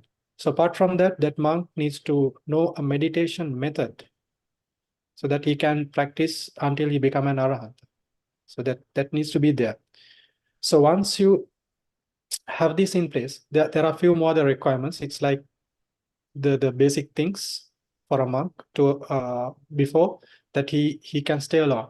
So if he cannot fulfill those requirements, in addition to the 5 vasa, so he has to live with the teacher entire life. He cannot live alone. That is the rule. That is the rule in Vinaya. So what we see from here is that once you have those skills, then you have to go. So so you see, then we see in the commentaries that some, even in Buddha's time, so some of them, they practice the meditation first, right? So either the guidance of Buddha or a skilled meditation teacher or an Arahant, even after that era, they practice with the guidance of the meditation teacher, and they live close by with the teacher and practice. Some of them, they practice the pariyatti, the learning of the scriptures, and then later they transform themselves to the meditation, right? So in Pali, it's called Gantha-dura and Vasa-dura, or the Vipassana-dura. So Vipassana-dura means that the practice of the Vipassana, the insight meditation. Generate means the meditation that they are practicing. So the Gantha-dura means the study of the scriptures. So we see some of them first practicing the Gantha-dura, which means to learn the scriptures, and then they move into the meditation. Some they go in either way. We cannot say that which one is the better one, which one is the best one, because it depends on the parami. Some are skilled in some particular areas. So either way, they can practice. There is no perfect way for that. But whatever it is, as I mentioned in the sutta, after the sutta, I was telling that, whatever the method, you need to have the right Dhamma from the teacher, right? So if you are practicing without learning the scriptures properly, and without not acquiring those skills, you need a good teacher who can tell you everything, right? To guide you in Vinaya, I mean, for a monk, you need to have it to guide you in Vinaya. And when it comes to, especially when it comes to meditation, you have to have a teacher that who can guide you in the correct way. The teacher will just tell you only one step at a time. Just look at, start with the Anapanasati. You just look at the, have focus on the breath. That's it. So once it developed to a particular stage, then the teacher will give the next step. So like that. So there is no clear-cut way. And so I told you, right? Somebody can take the pariyatti first. Somebody can take the meditation first. Can do it. And in the commentaries we see, some monks, they did both. It's like they were reciting Dhamma, they were memorizing Dhamma. As a result of that, their defilements, they had less strength. They become weakened over time because they were learning Dhamma, practicing. So at the same time, the teacher was telling, oh, now you go and meditate, do practice this kasina, practice this asubha, like that. The teacher will tell. And what happens is that because of the suppression of the defilements of the pariyatti, then that the monk can meditate, and they became arahanta like that. So we cannot say there's a clear way, but it depends on the parami. And the question regarding the whether it is the Abhidhamma that it should be first, whether it should be sutta, it depends on the individual. Even for now we know the Abhidhamma is the most difficult and the higher teaching of the pariyatti. Still somebody may like it, and the good thing is that even in Abhidhamma, it's a progressive learning. You start from a very simple thing, and over the time it builds on, right? Starting from the very basic thing, which explains in the first treatise of Abhidhamma called Dhammasangani, and finally in the Patthana, it becomes quite complex, yet it's very, very deep. And for a person who is, or an individual who is who likes that, then it becomes the source, it becomes the door, it becomes a pathway to reduce the defilements and practice. It is the same case with the sutta. It is the same case with the Vinaya. It's explained in the commentaries, like if somebody practices the Vinaya properly, then they can become Arahant. If they practice the sutta properly, they can become Arahant. Same with the Abhidhamma. So it's like that. So it depends on the parami, depends on the liking, and depends on the karma as well, right? So you need to have good conditions from your teacher, from your environment, from everything. You need to have many factors in place, many conditions in place to practice. So we cannot say this is the clear-cut way, but I would say, in summary, I would say that if you don't know it, if you don't know the path properly, how to practice according to the scriptures, you need the proper guidance of a teacher who is capable of guiding that.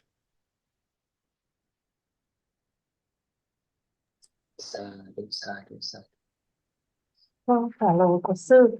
Thì theo như bản chú giải ạ, thì đầu tiên cái câu hỏi của anh Hải thì cái cần trả lời thì sẽ phải là trên phương diện của một cư sĩ, cho cư sĩ, nhưng mà từ góc nhìn của tu sĩ là một người tu ạ, thì một người tu trước khi mà có thể ra độc lập được, trở thành một vị tỳ kheo độc lập được, thì cần phải ở bên cái người thầy của mình trong 5 năm. Thì cái điều này á là được ghi trong giới luật.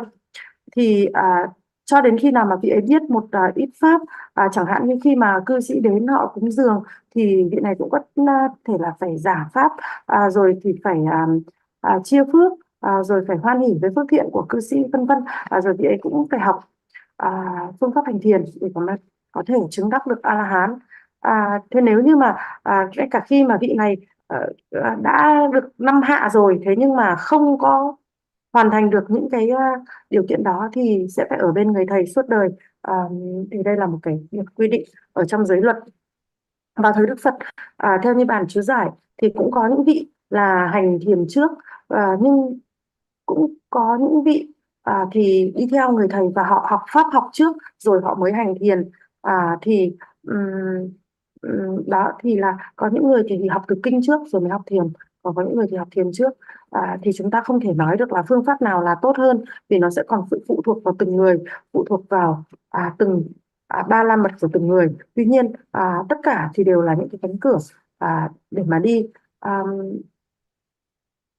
Nhưng mà cái điểm mà tôi muốn nhấn mạnh ở đây á là dù chúng ta đi theo cánh cửa nào thì cái chúng ta cần đó là chánh pháp. Chúng ta phải học được pháp đúng, dù là giới luật hay là kinh hay là phương pháp hành thiền.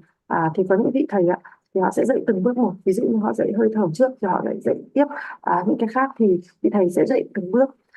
Hoặc là có những vị sẽ dạy cho chúng ta pháp học. Thì cái cần phải có ở đây là cái chánh pháp. Theo như trong bản chú giải thì có những trường hợp là có những vị họ đi theo cả hai cách. Có những vị thì đầu tiên là họ ghi nhớ pháp, họ học pháp, họ ghi nhớ pháp, và từ cái việc học pháp này thì những cái phiền não của họ ngày càng suy yếu đi, và lúc này thì người thầy mới đưa một cái đề mục Kasina và họ thực hành. Thì do những cái phiền não đã được làm suy yếu đi từ cái việc học pháp rồi, thì khi mà họ hành thiền thì họ hành thiền có cái sự dễ dàng hơn. Thì đây là phụ thuộc vào ba la mật của từng người. Thì đối với vi diệu pháp, mặc dù vi diệu pháp là cái phần cao nhất, thâm sâu nhất, thế nhưng mà nó cũng có những cái trình tự để mà học. Đó là nó cũng có những cái phần đơn giản và chúng ta xây dựng dần lên, đi từ cơ bản cho đến phức tạp. Thì cũng giống như là kinh hay là luật thì bắt đầu học từ đâu thì nó sẽ phụ thuộc vào tùy từng người và từng ba la mật của từng người. Cũng có những cá nhân họ sẽ thích học bắt đầu với cái gì trước, thì đó là cái lộ trình mà họ chọn là con đường để mà họ giảm trừ được cái phiền não. Thì có những người sẽ bắt đầu từ những bài kinh hay là từ pháp học trước. Thế còn để mà chứng đắc được A-la-hán thì có thể thông qua việc học cả kinh, luật lẫn vi diệu pháp. Thế nhưng có rất nhiều những cái yếu tố để tạo điều kiện cho sự tu tập. Có rất nhiều những nhân duyên, rồi cần phải có người thầy nữa. Thế cho nên là không có một cái câu trả lời rõ ràng rằng phương pháp nào là tốt nhất. Nhưng mà phương pháp nào thì cũng cần phải có một cái người thầy. Sadhu, sadhu, sadhu. Thank you very much. Dạ, xin hỏi còn quý vị nào có câu hỏi, chúng ta có thể giơ tay lên. Chúng ta còn 5 phút nữa. Nếu mà không có câu hỏi, con xin hỏi thêm một câu, Bạch Ngài. Bạch Ngài là con có thêm một câu hỏi về việc hiện nay cũng có rất nhiều những cái thông tin và những cái luồng thông tin khác nhau về kinh của Đức Phật, rồi có thêm rất nhiều những tông phái khác nhau. Thì có những vị trưởng lão mặc dù cũng theo Theravada nhưng mà họ chối bỏ cái việc có vi diệu pháp, cũng như là họ có những cái luồng thông tin nó hơi khác với cả kinh điển. Thì con xin Ngài cho cái lời khuyên đối với hàng cư sĩ và chúng con là khi học pháp với căn cơ bậc thấp thì chúng con nên tìm hiểu hoặc là có những cái nguồn thông tin nào để tham khảo để chúng con không bị lạc đường trong con đường Dhamma. Dạ, kính bạch Ngài. These days there are many branches of Buddhists, and even inside Theravada, there are some sayadaws who decline the importance of Abhidhamma, and sometimes informations are given which is different from the scripture. So we as beginners learning, what should we base on so that we are kept on the right track?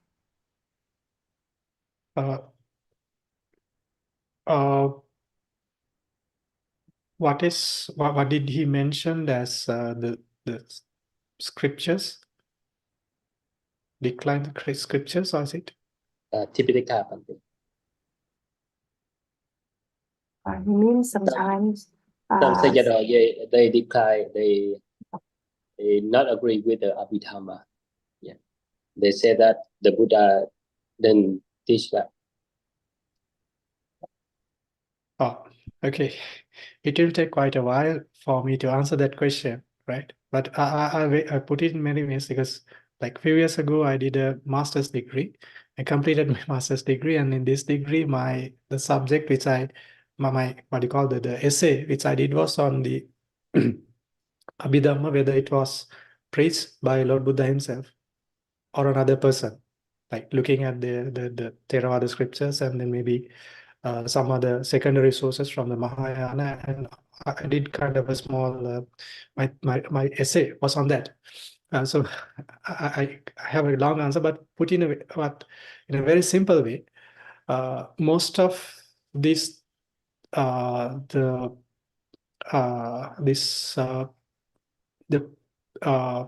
individuals who decline, it's pretty much based on not studying it properly, or either studying from a incorrect source.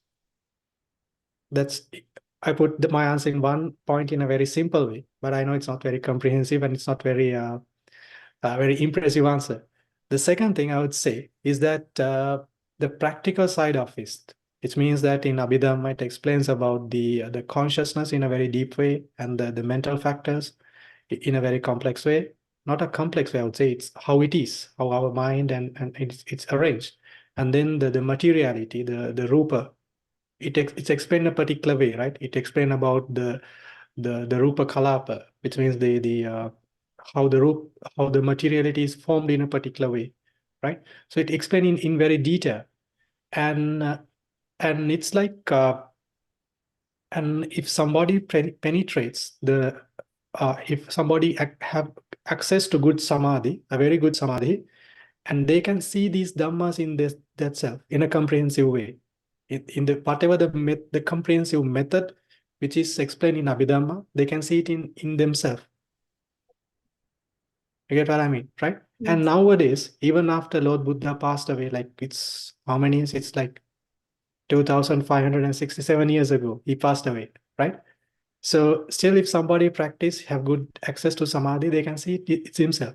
That's what we see from the Park Sayadawji's methods, right?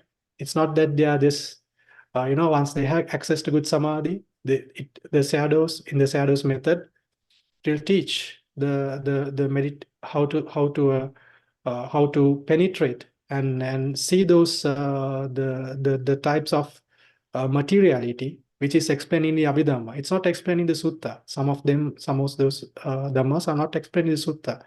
And also regarding the mentality, the mental states, the consciousness and the mental factors, you can see it themselves within yourself. So it's not just that one yogi who's doing that, it's many, many yogis, right? Hundreds and thousands of yogis is doing that. And it's not really Sayadaw's method, right? Sayadaw, it's the Park Sayadawji's method. It became popular by Sayadawji, right? It's the Theravada scriptures which comes in the Visuddhimagga, right? So whatever the Sayadaw teach, it's from the Visuddhimagga. So the scripture, it says, the summary, it's the meditation manual, it's in the place, and whatever it's in the meditation manual, you can practice. And in the meditation manual, which is the Visuddhimagga, it explains about all the details in the Abhidhamma in the final chapters. So my question is that, so if you don't have those things in Abhidhamma, right? If you don't have these things in reality, in yourself, as an ultimate reality, how are you going to see that, right? So if Buddha, if the Lord Buddha did not see this thing by himself, and whether the question is whether it was understood by another person, right?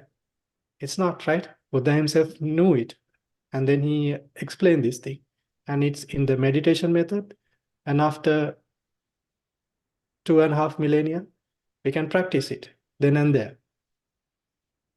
So if somebody is denying that, then it's a problem. And this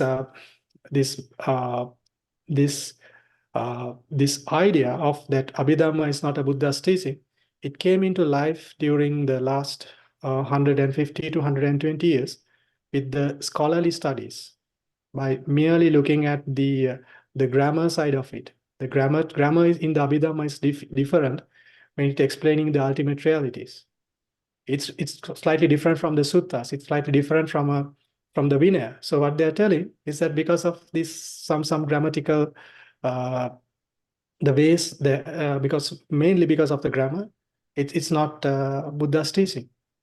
By looking at the scholars, they look it in a particular way, right? It's kind of a critical study. So when they see this language does not belong to the era of Buddha. It's a later development. That's how they are terming it.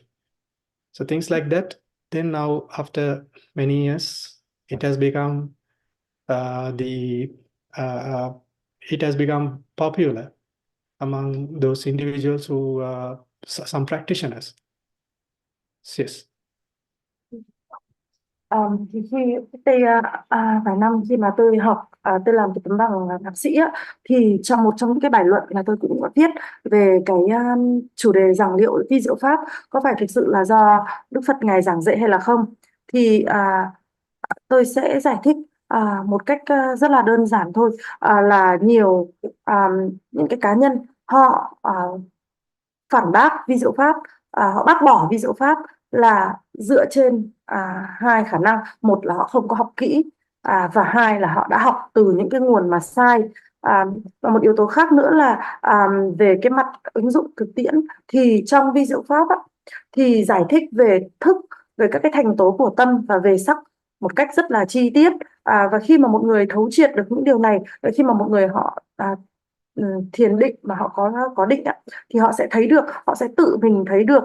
Và Đức Phật ngài đã nhập diệt hơn 2.500 năm rồi, thế nhưng vẫn có nhiều người có thể thực hành và tự thấy được những cái điều này, và những cái thành tố của tâm rồi về thức họ thấy được, tự họ thực hành và họ thấy được. Và điều này là rất nhiều những hành giả họ thấy, chứ không phải là chỉ một hành giả họ thấy. Và trong thanh tịnh đạo thì chúng ta cũng thấy rằng thanh tịnh đạo, cái phần hướng dẫn thiền thì cũng trong cái chương hướng dẫn thiền thì cũng giải thích những cái chi tiết ở trong vi diệu pháp. Thế nếu như mà những cái điều ở trong vi diệu pháp mà là không đúng, thì làm sao mà một người có thể thực hành và thấy được cái chân tướng của sự thật ở ngay trong chính bản thân họ? Làm sao họ có thể tự thấy được nếu như đây không phải là một thứ mà Đức Phật ngài đã thấy mà ngài giải thích, mà chỉ là một cá nhân nhìn thấy thôi. Và sau hơn 2.500 năm thì cái đường lối tu tập này vẫn có những người theo và họ tự nhìn thấy được. Thế thì cái việc mà những cá nhân họ phủ định vi diệu pháp thì là cả một vấn đề. Cái việc mà cái ý tưởng phủ định chối bỏ vi diệu pháp thì cũng mới xuất hiện cách đây quãng 120 cho đến 150 năm thôi. Và cái căn cứ để mà họ chối bỏ vi diệu pháp đó là họ dựa trên cái sự khác nhau về ngữ pháp. Để trong vi diệu pháp thì ngữ pháp được trình bày khác với cái phần ngữ pháp ở trong kinh và trong luật, cho nên họ dựa vào đó và kết luận rằng là vi diệu pháp là do cái ngữ pháp được viết khác nên không phải là lời Phật dạy. Thì đây là một trong những cái phản biện của một số học giả. Do đó thì sau một khoảng thời gian nhiều năm thì cái luồng phản biện này nó trở nên nổi tiếng.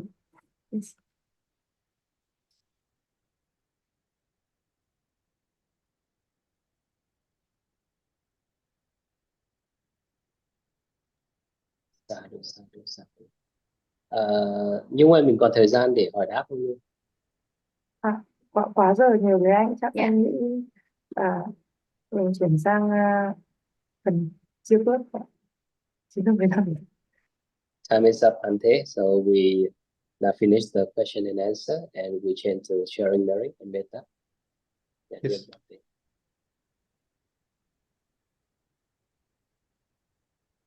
Right. So what I'm going to do is I'll be reciting these Pali stanzas,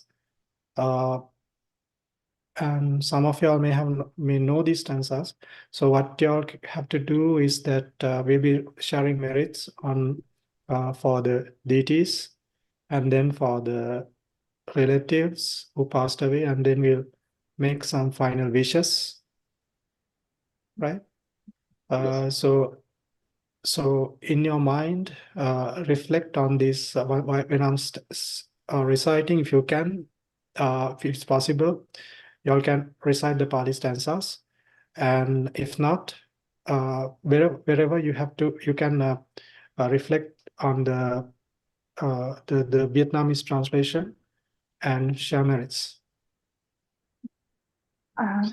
Bây giờ sư sẽ tụng các cái phần kệ Pali này, và nếu như để chia phước tới chư thiên và chia phước tới thân bằng quyến thuộc, thì chúng ta, nếu như mà quý vị có thể thì tụng theo sư cái phần kệ bằng Pali này, còn nếu không thì trong khi mà sư tụng thì chúng ta quán tưởng là cái phần viết chữ vàng ấy, chúng ta sẽ quán tưởng để chia phước tới chư thiên và thân bằng quyến thuộc, và sau đó thì chúng ta sẽ có những cái lời ước nguyện, những cái lời nguyện. I recite. Akasattha ca bhummatta devanaga mahidhika punyantang anumoditva chirang rakhantu sasanang. Akasattha ca bhummatta devanaga mahidhika punyantang anumoditva chirang rakhantu desanang. Akasattha ca bhummatta devanaga mahidhika punyantang anumoditva chirang rakhantu mang parang. Idam me ñāti nang hotu sukhita huntu ñātayo. Idam me ñāti nang hotu sukhita huntu ñātayo. Idam me ñāti nang hotu sukhita huntu ñātayo. Imina punya kammena mame bala samagamo satang samagamo hotu yava nibbana pattiya. Idam me punyang asavakkaya vahang hotu. Idam me punyang nibbanassa paccayo hotu. Mama punya bhagang sabba sattanang bhajemi. Te sabbe me samang punya bhagang labhantu. Sadhu, sadhu, sadhu. Buddha sasanang chirang tithatu.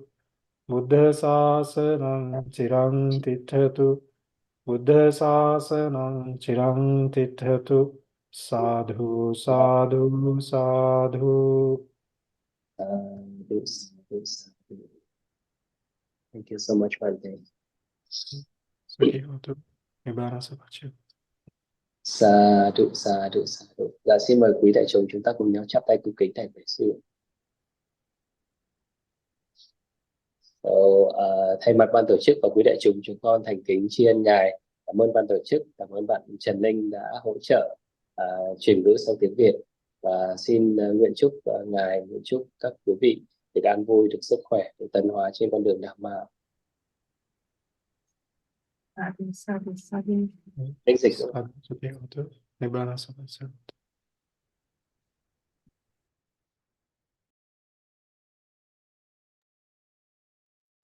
Nhung có căn dặn gì lớp không? Có thông báo gì không? So represent for the organizer and all Dhamma friends, we would like to thank you, Bhante. Thank you, Miss Trần Linh, help us to translate into Vietnamese, and thank you, the organizer, and all the Dhamma friends.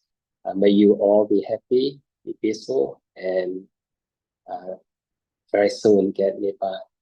Thank you, and see you again. Sadhu, sadhu, sadhu. Em cảm ơn anh. Yeah. Xin cảm ơn mọi người. Thank you everyone and goodbye. Wish you a nice Sunday night.